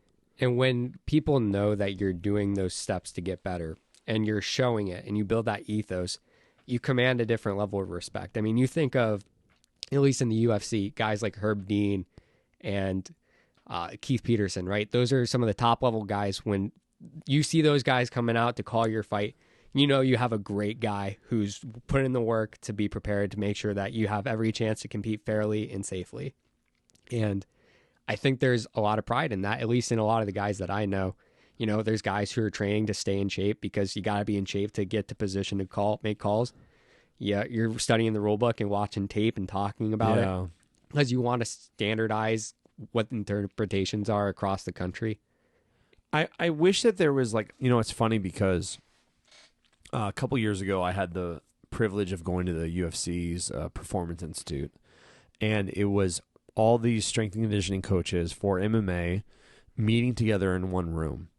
And the UFC was essentially presenting for a week best practices. And they were trying to really look at it from a strength and conditioning perspective. Hey, guys, these are the best practices for your athletes. And since they're also our athletes, we want you to understand kind of what we're expecting and, what you should expect from us. And the funniest thing, the craziest part was you have all of these CSCSs or exercise physiologists in this building talking to, the highest level people at the UFC on the kind of, physical therapy side. And the biggest problem was, hey, we understand that this is the best practice. We understand that this is the best way to do this, but we're having trouble expressing that to our sport specific coaches. What do we do? And they were literally like, we don't know. Because there's a lot of times in my industry, especially, where you'll have an old school coach that's doing something that is, and I'm not young, I'm 40 years old. Okay. I've been involved in the sport for a long time, but you'll have a coach that's maybe 15 years, 20 years older than I am, that's doing stuff that is definitely not a best practice, right? I think that the more and more we look at it, you need to limit your sparring time, especially your hard sparring time. If you are sparring a lot, it needs to be very technical, very safe. At my gym, we spar once a week typically, and it's very technical. Like, it's super rare for us to have any type of contact injury during sparring. But I've been in gyms that are sparring 2-3 times a week, or every time they spar, there's massive contact injuries where people are breaking noses, people are getting concussed every day. And the craziest part is that here I am at the UFC Performance Institute having a conversation with all of these other guys that are doing the same job I'm doing across the country. And this is back when I was a little bit more focused on the strength and conditioning side of MMA. And they're like, man, our biggest problem is that the sport-specific coaches that we're dealing with don't understand the science and the best practices, and they don't want to listen to what we have to say.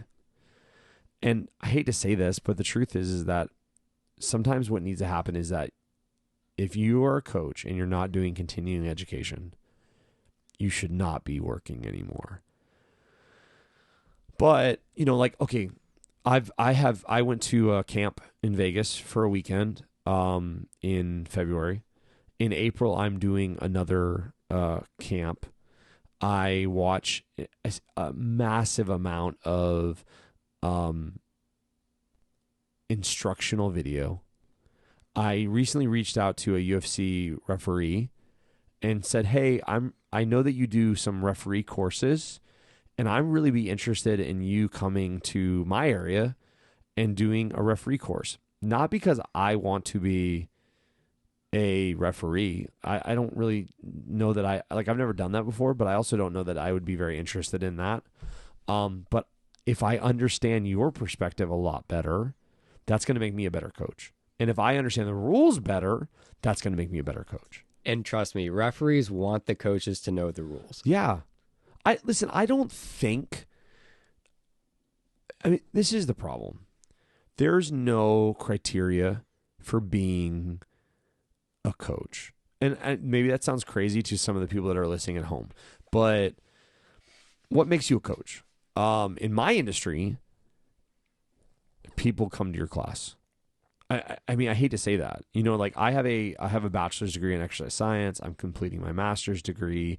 I've been involved for, more than 20 years. I do continuing education constantly. I travel to learn from the best people I can learn from. I invite high-level coaches and athletes into my gym to do workshops. I do all of these things to build my resume, but at the end of the day, there's no licensure, there's no certification, there's no board, there's nothing. So, you could be teaching striking somewhere. Man, there's nothing to that is going to say that you're good at it or bad at it. And no offense, I have seen, because now I do commentary, because now I do judging, there are some coaches that are really good, and I see that because their students are very successful, and their students are safe, and their students, progress. And then there's some coaches that suck, that just really don't know what they're doing. And one misconception I think a lot of people in sports have is they think that just because somebody was an elite athlete that they're going to translate to be an elite coach. And that's not always the case. Likewise, you'll have players who may have been average or below average, but turn into exceptional coaches. You see that in the NFL. They're guys that had a short career and then they develop top talent. And I know you talked about how throughout your career, it wasn't super long in the pro and amateur level, but you feel like you were a better coach because you learned how to hold mitts, you learned how to be a good teammate, and learn how to run and develop others, which is a skill separate from being a competitor. I've said this a lot. I think that the attributes that make you a world-class competitor and the attributes that make you a world-class coach are almost mutually exclusive. They literally, it's so rare that you get one person that's able to do both, and certainly not within the same window. To be a world-class athlete, by nature, you have to be somewhat selfish. You have to prioritize yourself over all other things. To be a world-class coach, you have to be selfless. And those are two very different attributes. One. Two, often when I'm talking to high-level athletes and I ask them why they did a transition or a technique, they cannot verbalize that. They do not know how to verbalize that. They'll say, I don't know, I just did it. To coach, you have to understand why you did it, and you have to be able to explain it. You know, I had an instructor, Sifu Courtney White, who was really beneficial in my life, and he would describe it as paint by numbers. You have to paint by numbers. You put your leg here, 1, you step this way, 2, you shift your weight here, 3. You have to be able to paint by numbers. And I think that sometimes what happens is that when you're not a great competitor, or you're maybe not the best guy at class, if you still love the sport and you still want to be good at it, you start to spend a lot of time figuring out the drill, figuring out how to make it work, figuring out how to happen. I was not a great competitor. Now, some of that may have been, no offense, I didn't have great coaches. I didn't have people that were, coaching me the way that I needed to be coached. Some of that was that I developed some of my, I've struggled with things like, self-control and willpower in my life. And because of that, in my early 20s, when I was kind of a wild child, and even into my mid to late 20s, I had trouble committing to what it was really going to take to be at the next level for me as a competitor. But I loved martial arts, right? And I say this often, you have to fall in love with the training and not the competing, because even the best fighters, they only fight 2-3 times a year. In wrestling, wow, you guys compete constantly, but MMA fighter, if they've competed 6-7 times in a year, that's huge. That's like a lot. I don't like my guys to compete more than 4 times a year. The best fighters in the world now, like in the UFC, they're competing once, twice. You have a guy like McGregor that it may be coming back for a title shot soon. He hasn't competed for 2 years. And it's like you're considered active if you've competed 3 times in a year, which it doesn't seem like a lot, but when you think about the damage that they take in the fights, as well as in training camp, it makes sense why they can only do it at a high level that many times a year. My preference is a 10-week camp. I like for you to have a 10-week camp leading up to your fight. That's when if I schedule things out the way that I want to, I'm looking for 10 weeks of training. And that means you come into camp on weight. And what I mean by on weight is whatever your walking weight is supposed to be. There's a lot of different ways we can talk about that, but you come into camp on weight. Sure, you're not going to fight at that weight, but you're at the weight that you're supposed to be. If we have 10 weeks to figure out what your game plan is going to be and then just drill the shit out of that game plan. I've said this before, and kind of side note, there really is not a lot of learning in camp. When you come into a fight camp, you should already have all the tools that you need. We're just going to put together a plan for that fight. And then for 10 weeks, we're going to drill that. And then, you fight. So if you fight 4 times a year, that's 4 days out of 365 days, but you are in camp 10 weeks, 4 times. You're in camp for 40 weeks. That is like 280 days of camp, right? For 4 days of fighting. And you have to be laser focused during those camps. Laser focused. If you come into, listen, some of the biggest mistakes that I have made is that we're in the middle of a camp and one of my amateur or even young professional athletes lose their full-time job. Remember, this is a sport where you can be a professional athlete, a professional fighter, and you have a full-time job. You work on a construction site and you train at night and you fight on the weekends. That's the nature of this industry. Where I've had, a fighter in the middle of camp lose his job. And I was like, okay, we'll make this work. We'll figure this out. I should have immediately pulled him out of that fight. I should have said, you know what? Lost your job. It's over. we can regroup after you find a new job. Same. I've had people that went through breakups. I should have immediately pulled them out. Instead, because I don't want to pull that away from them, I go like, oh, I don't want to take this thing away from them. They're driving towards. So, hey, I know that you're breaking up with your boyfriend, but we're gonna make this work. Do you still want to make this work? Oh, I 100% still want to make this work. And then day after day, their focus is drifting. Kobe Bryant said, it's not the number of hours I'm in training, it's the number of hours that my mind is present during training. And they're training and, they showed up, but their brain didn't show up. And I am just essentially leading a slow march to them getting a loss at best, and at worst, them getting physically hurt. And that's the thing. Like, you gotta fall in love with the training. You gotta fall in love with that 270 days of training, not those 4 days of fighting. And as a coach, during that time, you're protecting the athlete from their opponent. But as you were talking about, you also grapple with being able to protect them from themselves. Listen, that is probably the hardest part about coaching for me, is that I'm trying to make decisions for people that often don't understand that I'm making a decision for them because I want them to be successful, but they think that I'm making a decision because of my own personal whatever, and that's hard. That's hard because look, I get hurt by I get hurt when an athlete thinks that I am making the bad decision because I'm biased against them, or there's been times where I decide that one person's going to fight and another person's not going to fight. Listen, man, I'm picking the person that I think can win. I hate to say that, but if I'm picking, person A over person B for the same card, for the same fight, man, I'm trying to put you in a position where I'm setting you up for success.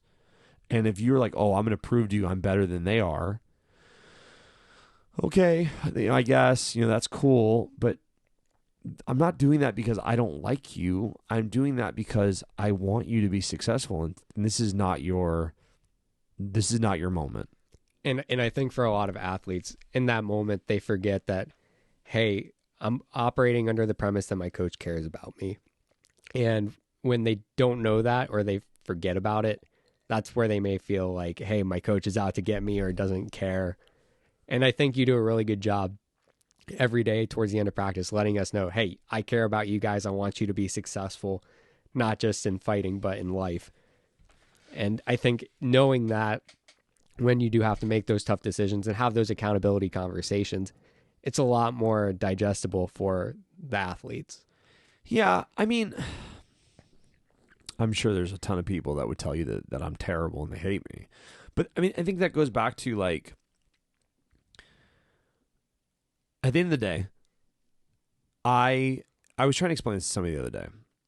I want to go home and I want to, put on the TV and I want to veg out, and I don't want to think that I made decisions that were really bad for the success of someone. So if I'm erring on the side of not giving you a fight, it's not because I don't like you. It's not because I don't want you to be successful. It's not because I'm upset that, like, whatever. I had a guy come to me recently and he was like, I really want to fight. And I was like, okay, you need to train a lot more than you're training now if you want to fight. And he was like, why, you don't think that I can win? I mean, I think that you could win if you're prepared, but I don't think that the amount that you're currently training is fair for your own success. And I think he got kind of upset by that because he's like, well, this is the time that I'm able to commit to this. Okay, look, I'm happy that that's the time that you're able to commit to this, but that doesn't mean that you should fight. You alluded to this earlier, and I've said this a lot in training. The quality of debut fighter today in Florida, in Orlando, is higher than ever before. We have I have guys that maybe 2, 3, 4 years ago, I would have been like, oh yeah, he could be a debut fighter. Today, I'd say, you know what, maybe we need another 6 months. Because every gym is getting better.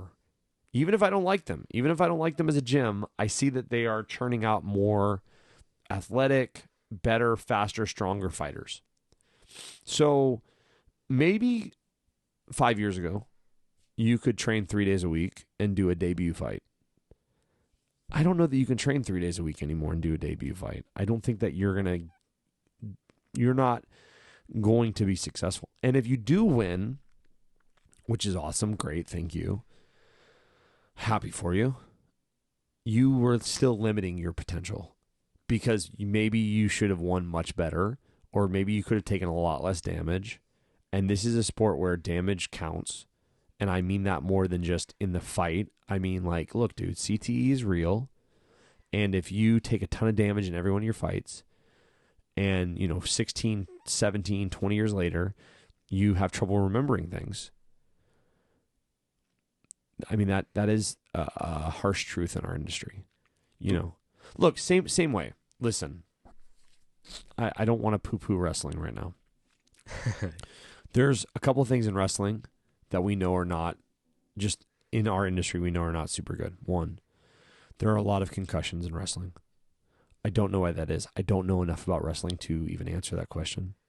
Two, there is an epidemic of men that are in their 30s to 40s that are former high-level competitors that are having a lot of problems with testosterone production compared to men in that same age range that were not competitive wrestlers.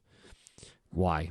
They don't really know. Maybe it is because of the nature of weight cutting in your formative years. When you are a teenager and you are essentially starving yourself to make weight, that is probably not great for your long-term success. So it's not like I am saying that, I don't know how to caveat that, but look, I want everyone to be successful.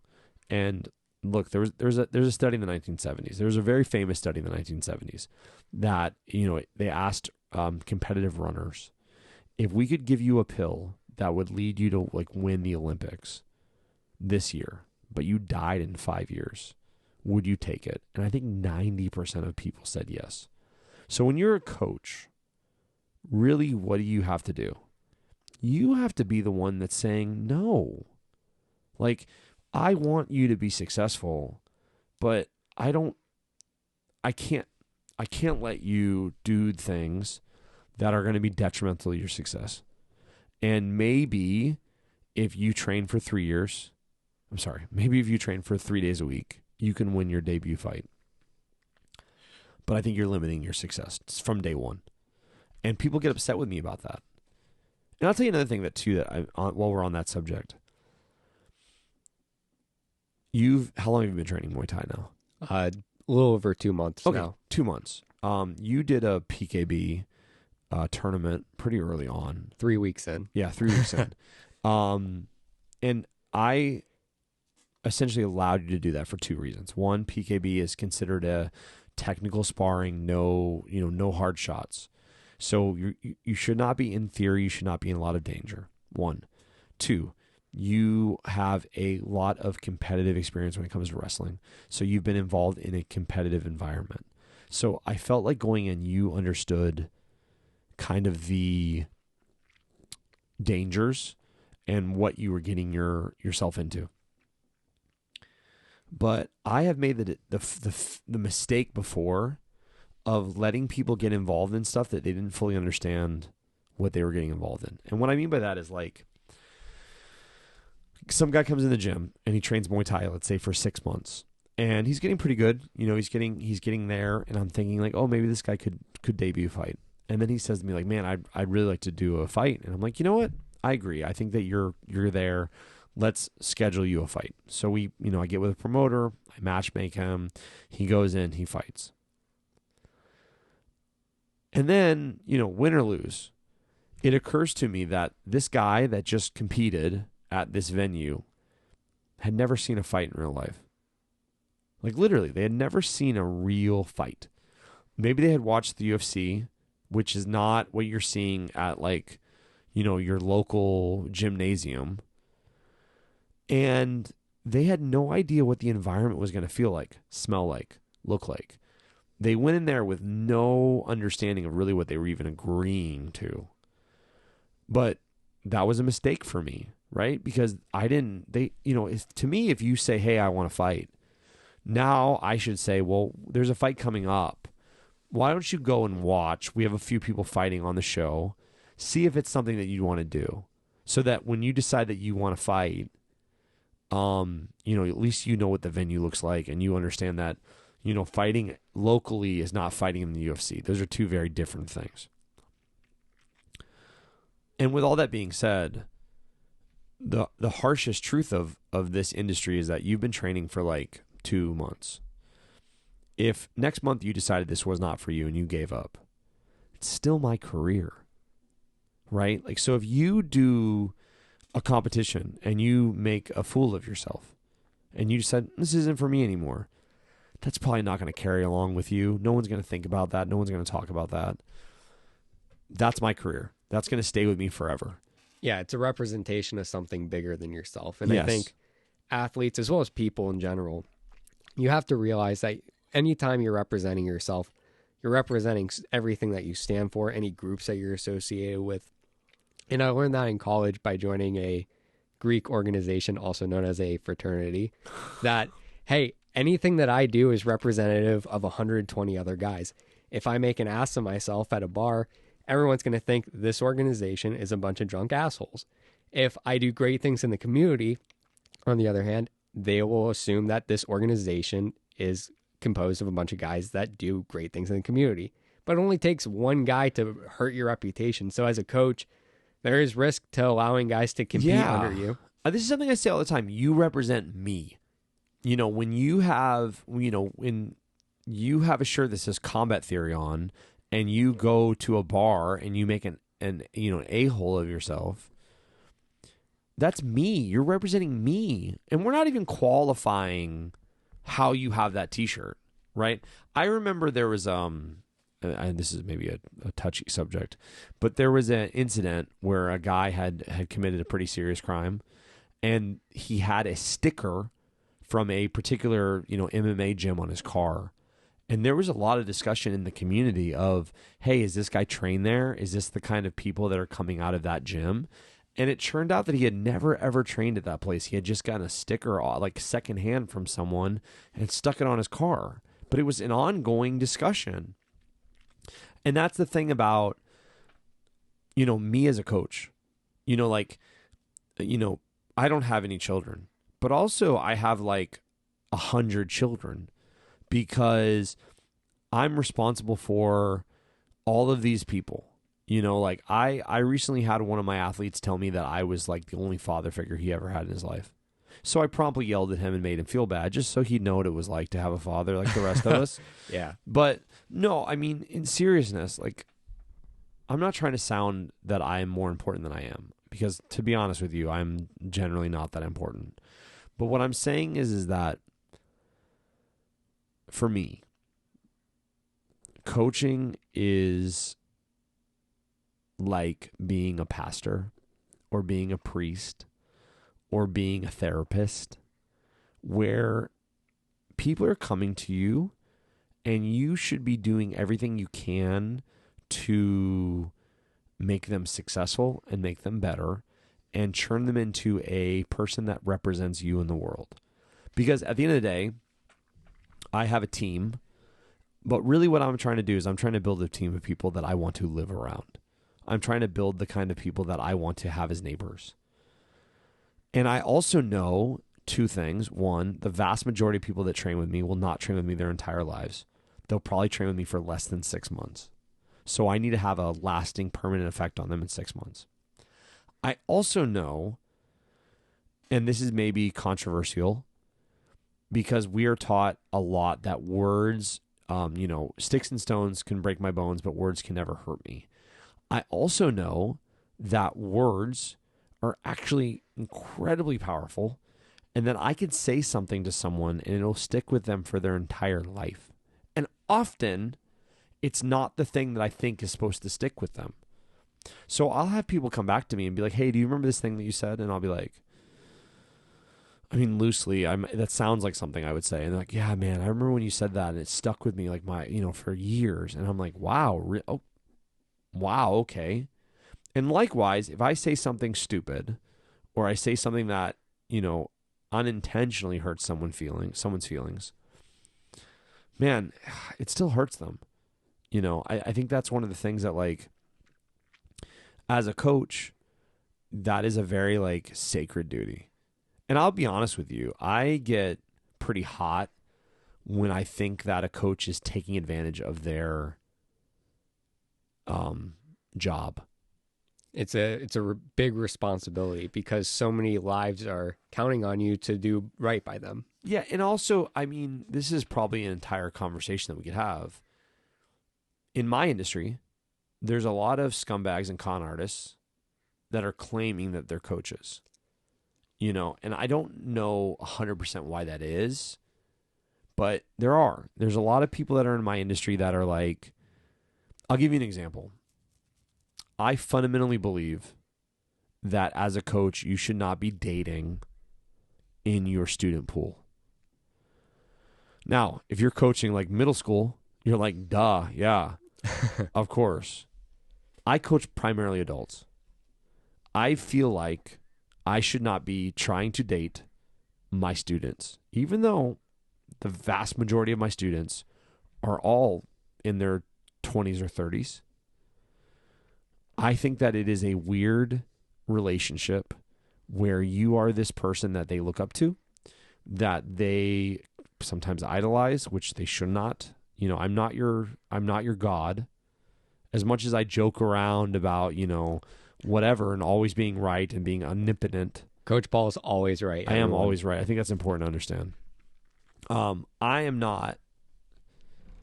I'm not. And I am often surprised when I see people in our industry that are kind of using the gym as their dating pool. I think that is a violation of the relationship that you give to your students. Now, I'm going to give myself an out here. I've never had a relationship with one of my students. I try to avoid that at all costs. I'm not saying that it's not impossible, and I'm not saying that there aren't people out there that could do it and do it successfully. But what I'm saying is that, man, I know guys that are coaching that they're always dating one of their students, and that relationship fails, and guess what? They're dating another one of their students. And I understand it because I'm in the gym 6 days a week. So it would be very easy because, like, where am I going to meet somebody? Like at Publix? It'd be very easy for me to just meet somebody that comes to the gym and date them. But I think it's a kind of violation of their trust. And I also think it's a violation of all of your students' trust. Because you're going to start to have... Listen, I already have conversations with students where they think that I'm showing favoritism to one person over another person. God forbid they think that I'm showing favoritism because I want to date that person. But, I'm also a kid that came to the realization when I was probably about 15, 16 years old that this guy that I really looked up to, that really idolized as my martial arts instructor, didn't give a rat's ass about me. He was just trying to sleep with my mom. So why is this guy giving me all this extra attention after class? He really wants me to be successful. And as a kid that really needed a dad, that was like a really nice feeling. Like, wow, this guy really cares about me. This might be the first guy I've ever met in my life that really cares about me. And then I was like, oh, wait, he's just trying to sleep with my mom. And that ruined it for me. And I mean, it's one of the reasons professional ethics in, say, post-secondary education, there's a reason a college professor doesn't date their students. Yeah. There's just that type of dynamic is frowned upon in our society, and it should be. Because there's a power dynamic that can manipulate somebody, and it's shown a pretty good record of causing a lot of harm. Yeah, but unfortunately, again, I think that a lot of times with martial arts, it's like the wild, wild west. Yep. and especially with the non-collegiate sports, so like there are a lot of people in my industry that are dating within their industry. And that's probably true in all industries, right? A lot of teachers probably date teachers, a lot of doctors Absolutely. probably date doctors, a lot of lawyers probably date lawyers. But I don't think it's right to date my students. And I don't think, frankly, and I'm a little like, radical about this. I don't think that students should date each other. To me, I say this all the time. There are 2.37 billion people of the opposite sex. You don't need to harass the people that you're at your gym because it's your sanctuary. You come there for sanctuary. If you come there and now you have some awkward situationship and that makes you not want to go there, or worse, you still want to go there, but the other person doesn't want to go there, man, that sucks, dude. I don't want to be involved in that as a coach. And it can be cancerous to the rest of your team. Yeah, of course. Like I tell everybody at the gym that you get one. You get one. I say it all the time. And what I mean by that is that, hey man, if you meet somebody at the gym and you take it really slow and you want to see if it's going to work, try. But if it fails, man, you used your one. You can't have one a week. You can't have one a year. It doesn't reset. You get one. So make sure that one is really valuable. It's really the one that you want. Because, man, if you're somebody that's working out, you're in good shape, you're training, there's other places. Listen, I'll go downtown with you and I can introduce you to a bunch of people. Like you don't need to be, fishing in a bucket. Let's take you to the lake. And if you're doing the things in your life that light you up and make you the best version of you, you'll eventually attract the kind of person that's conducive to that. And I think a lot of people will see that as they make those improvements in their life. And again, back to the behavioral modification thing, I think a lot of times that when people are coming to the gym, they're missing something from their life. And a lot of times when I first started training martial arts, the one thing that I wanted, the thing that I thought would be amazing is if I dated someone that did this as well, because I like to come here every day. Man, if I met someone that also loved coming here every day, that would be bliss. Spoiler alert, it is hell. You don't want to do that because then when you're arguing at home, that comes into the gym with you. And then if they do something in the gym that makes you upset or you do something in the gym that makes them upset, that goes home with you. And it's a never-ending cycle of you don't have a sanctuary anymore. And they don't have a sanctuary anymore because everybody needs to have something that is their thing that's just for them, that just means something to them. Yes. And that was actually one of the reasons I initially came to your gym was I was going through a period in my life where I needed to repaint a picture. And one of the things that was really important for me was trying to find something that wasn't necessarily tied to a job or a side hustle. Yeah. And just finding something that was enriching for my life, my soul, and being around a community of people that supported just something for the sake of enjoying it. And I was able to find that through your program. And it's one of the reasons I've had such a great time. And I've made it a really big point to be a great teammate to the folks in our gym. And I think also too, man, maybe this is completely unrelated. We're having a very weird conversation tonight, but as adults, we invest an incredible amount of energy in making sure that our children have hobbies. I know parents that do insane things to make sure that their kids are involved in extracurricular activities. I know a dad that he had a company phone, no data, you could just call it. And then he had his own cell phone. And he could not afford his kids' little league anymore. So he canceled his phone and was like, if you need to call me, just call me on my work phone, because he wanted to continue to pay for his kids' little league. And I can tell you countless stories about parents that do crazy things so their kids can be involved in sports and tutoring and activities. It seems like at some point in our life, maybe after high school or after college, that we stop being involved in extracurricular activities, where all of a sudden you work, you go home. I talk to parents, I talk to clients, I talk to students all the time. And I'm like, well, what are your hobbies? What are you interested in? And they'll be like, I don't have any hobbies. Okay, well, tell me about your life. Okay, I get up, I go to work. Okay, cool. I go to happy hour for a couple hours. Okay, nice. I pick up the kids. Questionable. All right. I go home, we make dinner, I watch Netflix, I go to bed. I'm like, all right, cool. You have 2 hobbies. You go to happy hour every day? Well, not every day. Monday through Friday? Yeah, I go to happy hour Monday through Friday. Okay. So hobby 1, you like to go to happy hour from like 5 to 7. And then you pick up your kids from their extracurricular activities. And then hobby 2 is you watch Netflix. Because the average human being watches 33 hours a week of Netflix, which is crazy. Or maybe I should say 33 hours a week of streaming platforms. Everything has a plus, by the way. Yeah. And there's nothing wrong. There's nothing wrong with that. I'm not saying that you shouldn't watch Netflix, or I'm not saying that you shouldn't watch whatever. But what I'm saying is that you need something in your life that is hard, that challenges you, that has a community, that gives you a sense of enrichment that is just for you. Because if I watch Netflix all the time, I develop relationships with the people on the shows that I watch. And that feels like initially in the moment, like I'm spending time with my friends, but they don't call me. They don't check in on me. They don't know that I'm having a rough day and ask me if I'm okay. I read the statistic that the average person does not hear their name more than twice in a week. Wow. You know, I mean, and I don't know how true that is, but like, I don't really hear my name that much. Most people call me Coach, right? And I'm always like, oh, you just call me Paul, you know, and I'm kind of fine with either, you know, but I'm involved and talking to people every day.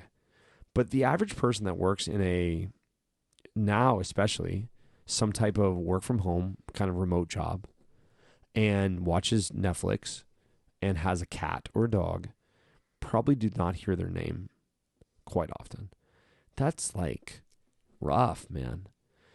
So you need to, as an adult, you need to have things that challenge you, that give you a sense of community, that give you something to be a part of. I'm not a religious person. I'm not.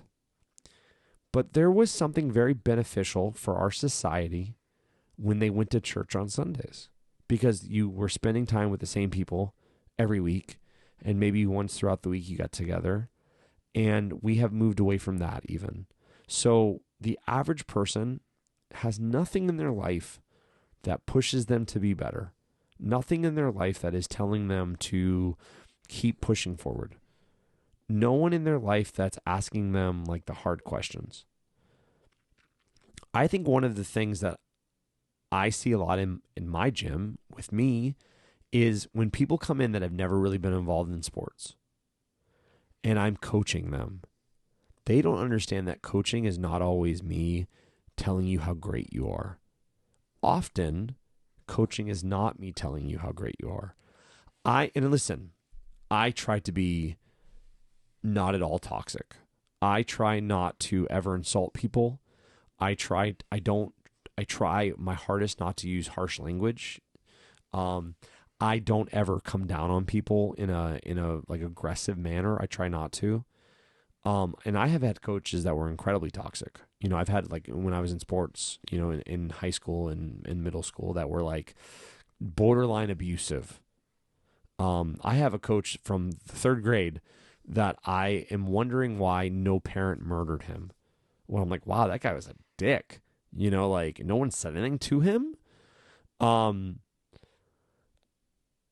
Just being honest with people a lot of times, because they've never had anyone be honest with them before like that, is hard for them. It's very risky.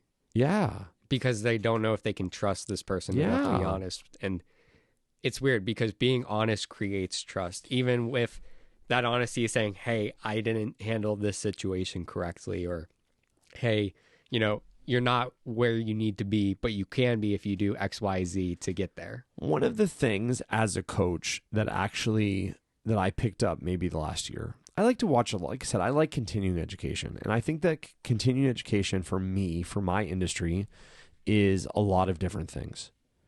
And one of the ways that you get continuing education is understanding like the mental game, understanding the life. And one of the ways that you help people trust you is to admit your failures. The problem is that most people are not willing to admit their failures. So if I can't say, like, I made a mistake there, I'm sorry, that was my fault, it's going to be hard for people to trust you. The problem is that when you're a coach, it's also hard to admit your failures, because often their effect, you failed this guy. Like, I'll have, someone that, I haven't seen in a while, and I'll be like, man, I haven't seen this person in a while. And I'm like, oh man, I need to message them. But it's hard. Like, I have over 100 students now. So if I haven't seen you for a week and I don't text you, it's not that I don't care about you. It's not that I'm not thinking about you. It's literally that maybe, like, I am thinking about you and I keep saying I'm going to text you, and I don't know, something gets in the way of that. You get pulled in a different direction. Yeah. But I've also, and this is going to sound terribly sad, I have trained with 2 people in my career as a martial artist that killed themselves. Where one day they just stopped showing up and people are like, oh, have you seen this guy for a while? And the next thing you know, I guess he wasn't doing so well. Because people that come to you in this industry, man, sometimes they're missing something. Like, you were missing something in your life, right? And maybe that's something that's like minor. Maybe you were missing something minor in your life. Maybe it was like a sense of fellowship, because like you were involved in sports and then you're not involved in sports as much anymore. And you're like, oh, I miss that. Or sometimes people come to you when they're going through a breakup, or sometimes people come to you when they're, changing careers, or like we had a bunch of people that came in during the pandemic where there was this kind of weird period in Florida where we had reopened everything, but there was a lot of people that were still unemployed. So they were getting paychecks, which is neither here nor there. And they needed something to do. So they started showing up to the gym, and they were showing up like twice a day, every day. And then all of a sudden they had to go back to work, and then we never saw them again. Man, that's rough, dude. Because then I'm like, what happened to that guy? What happened to this guy? What happened to this girl? You need something in your life that is, gonna push you to be better. And it doesn't have to be martial arts. For me, it was martial arts, but for a lot of other people, it's other things, And another thing, especially with martial arts, but across anything that you pursue that's making you better, you don't have to be a world champion at it to be better and reap the benefits. It's the pursuit and the process that makes you the better person, and not the result. I think I alluded to this the other day. When you first start training martial arts, there's so much external pressure from people that are not involved in martial arts that are asking you questions like, when are you going to compete, bro? Like, I have guys all the time, they're like, oh yeah, all my friends keep asking me when I'm going to fight. Was that something you're interested in? Well, I mean, like, yeah, kind of. Yeah, kind of not really the answer, right? And I'm going to tell you, constantly in my entire career, people were always like, oh, when are we going to see you in the UFC? And I was like, never, man. Like, you're never going to, I'm never going to be that good. I'm never good enough. Now, I have cornered fighters in every major organization except the UFC. Okay, and not one championship either. I should every organization in the United States. I've never cornered a fighter in the UFC. So now those same assholes every day are asking me when they're going to see me cornering a fighter in the UFC. And I'm like, yo, dude, probably never. And that's just, I keep trying. I keep working hard. But there's so many X factors on that, I'm not, it hasn't happened yet. And it might never happen. And I have to be okay with that. Just like we created the podcast, and the first question people ask is like, are you the next Joe Rogan? Like, there's one Joe Rogan, man. You do have the space guys behind you. But, I mean, as we talked about, the process of making this podcast is going to better you because you're getting so many skills that are going to translate for your life personally and professionally. Man, just having the ability to sit down with cool people and get to know them. I have a guest coming in a couple of weeks that I've been friends with for a really long time. I'm not going to spoil this. And she is a martial artist, but she's more involved in like the business world now. She doesn't really train as much anymore. She's more focused on building her business. I've been friends with her for many years. And I'm so excited about sitting down and talking to her about martial arts for an hour or two, because I don't really know a lot about her as a martial artist. I met her in a martial arts gym, and we've become friends, and we've been friends now for years, but I never really had a conversation where I was like, where did you start? How did you fall in love with it? Why did you leave it? And I'm so interested in what she's going to say. And for me, that's what the podcast is about. The podcast, yes, I would love, for someone other than Eugene in New Jersey to watch the show. Hey, Eugene, what's up? I have one guy from New Jersey that watches every week, and he messages me. I love you, dude. You're the only guy that watches. Hi, Eugene. Yeah, it's more than just that, because I would love for people to listen.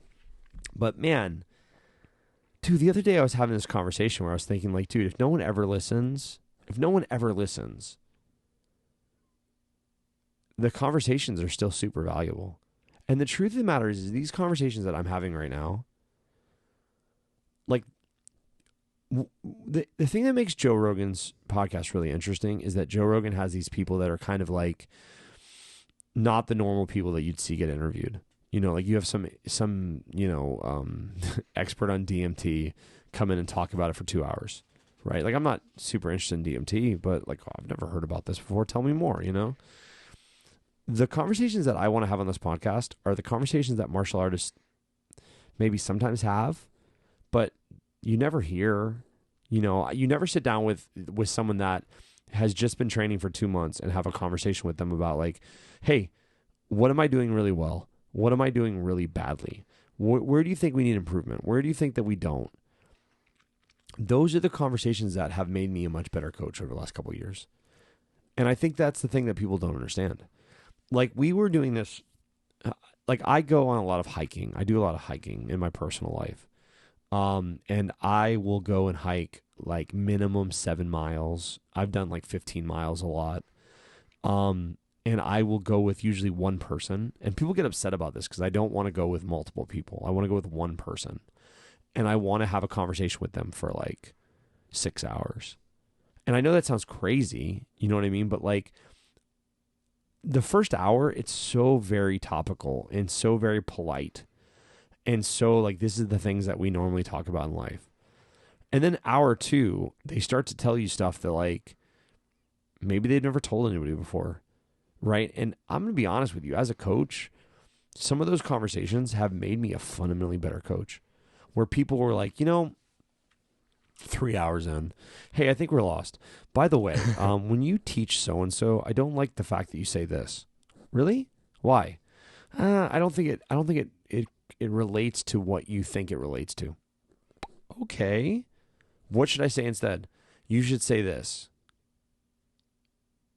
All right. I'm very interested in that. And it's cool because when you approach those conversations as if the person you're talking to knows something that you don't, you can pick up those gold nuggets, but it takes time. And it takes time. You have to be able to hash out things, and it takes time to hash out those nuances and have the trust to take those risks conversationally. When we go on these trips, like we went to Vegas, there was 5 of us that went to Vegas, and we stayed in Vegas for 6 days. And we're in a hotel. We were in an Airbnb together. And, 6 days together, training martial arts, staying in an Airbnb together. Bro, by day 2 or 3, you're really starting to dissect stuff. And you're like, yeah, man, like, at the gym, when we do this, we should try to do it a different way. And those conversations, I think, really make, really make a difference when you're trying to build something that's amazing.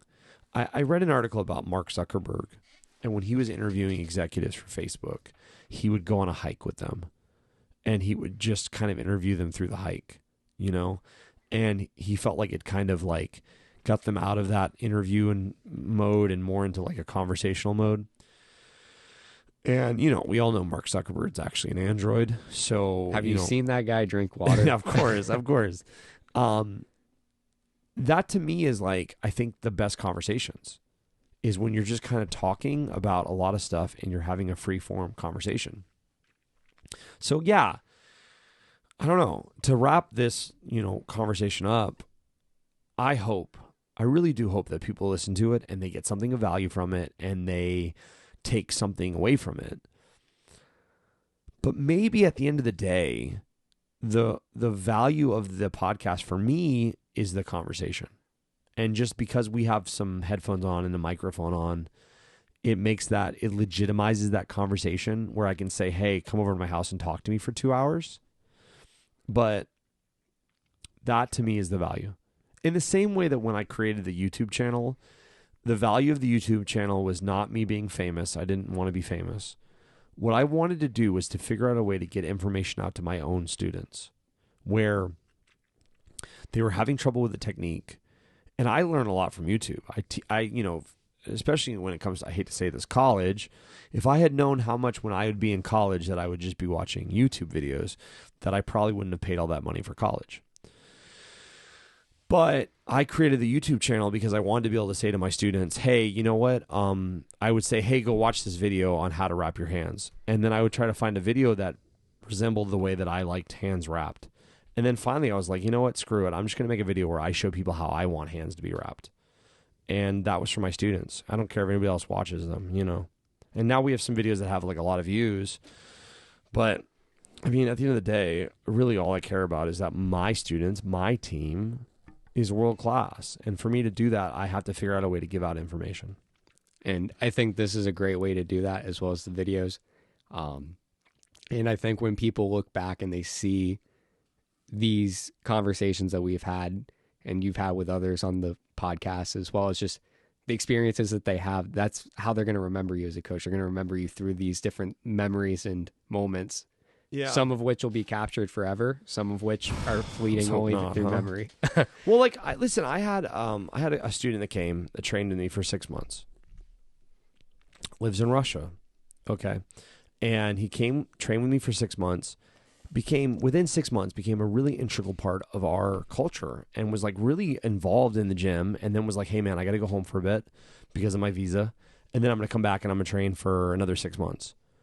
Well, now he's stuck, unfortunately in Russia for multiple reasons. One, because of COVID, and then two, because of the situation now in Europe. So he was supposed to come back. And then all of a sudden, like I said, the average person thinks they're going to train with you forever, but maybe they won't. And now he trained with me for 6 months. And now he's teaching in Russia. And he sent me yesterday like an audio message, basically thanking me for how much I taught him in 6 months and how much he uses the lessons that I taught him to be a teacher now. And I think he's talking less about what I taught him as a martial artist and more about the culture and environment that we created the gym for him. All right, man. Final thoughts. Anything for me? Coach, what do you want to be remembered for? Oh, man.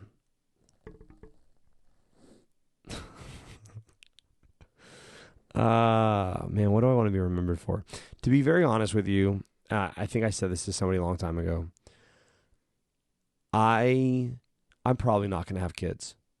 That's the truth of my life, is that for whatever reason, I'm not going to have children. But every person that I talk to and every person that I teach is a part of my legacy. And I want to be remembered as a positive force in the world. And the thing that I like about teaching is that you can very directly see your effect in someone's life. Like we had a student that came in a couple years ago that was just listless and kind of a mess. And now, 2 years later, he's got a better job. He's happier in life. He's putting positive out in the world, right? And then I want him to do the same thing that I did with him. I want him to do that with all of his employees now, right? And that's kind of what I want, is I just want to be remembered as someone that cared, and that's someone that put good into the world. And listen, man, I've had bad days. I've had, and like anybody else, I'm human and I make mistakes, and I can be kind of grouchy sometimes. I think I'm always right. But you do the best that you can with the things that you have and the tools that you have. I hope so. I hope I do. I mean, I don't know. I want to be remembered as being someone that put good into the world. And you know, when I die, I would like to. I love. Wait, you're telling me you're not God? No, I know, hard to believe, right? I've been telling you guys that for such a long time. Listen, I love stories. I really like storytelling. One of my favorite things, and probably why I was inspired to do the podcast, is because I like telling stories. And I like sitting around with my friends telling stories. You know, my best friend died. My best friend growing up died 2 years ago. And one of my other friends that I grew up with died.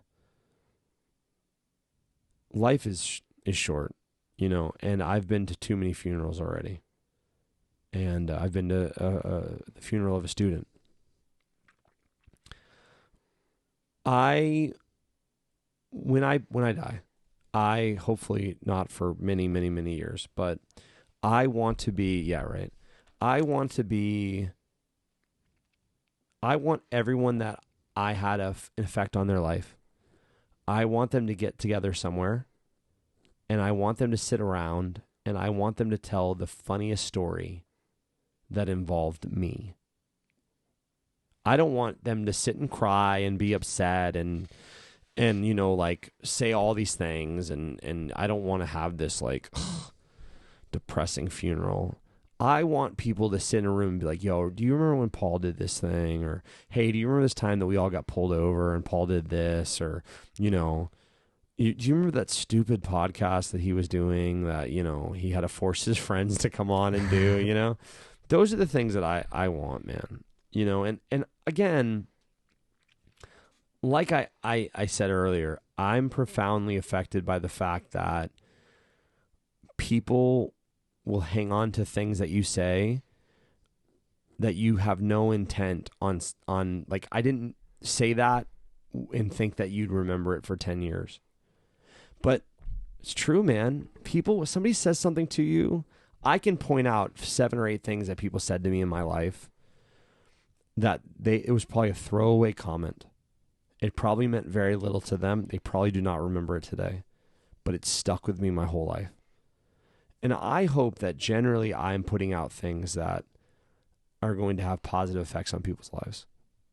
And listen, man, I know that there are people that I have wronged, or there are people that, you know, maybe think that I didn't care about them the way that I should have. You know, or like sometimes, a lot of times I get like shit for favoritism. Where like, oh, this guy, you know, Paul treats these people better than these people. Man, I don't believe that is true. But I do believe this. If somebody comes in and they're putting a lot of effort into the gym and they're putting a lot of effort into the program, obviously I'm going to give them probably more energy because they're giving me energy back. That's not favoritism. That's me directly giving you back the amount of energy that you're giving me.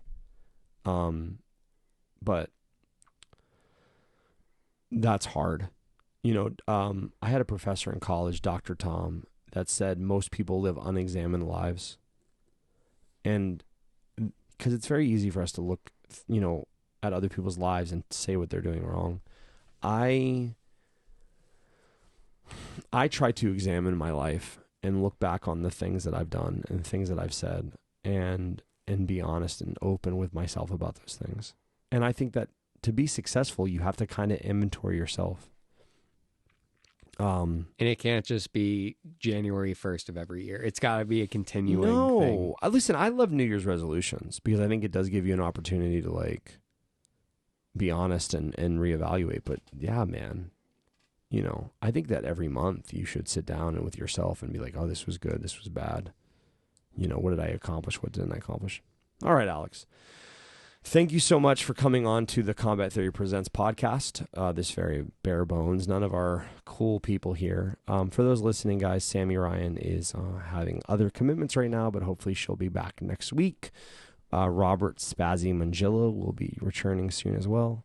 I hope that just listening to me and Alex talk wasn't absolutely miserable. But hey, maybe it was. I don't know. But Coach, even if it's just me and you, I appreciate the time. I appreciate the talk. It's always a pleasure. Hey, thank you so much, man. I appreciate you. Likewise.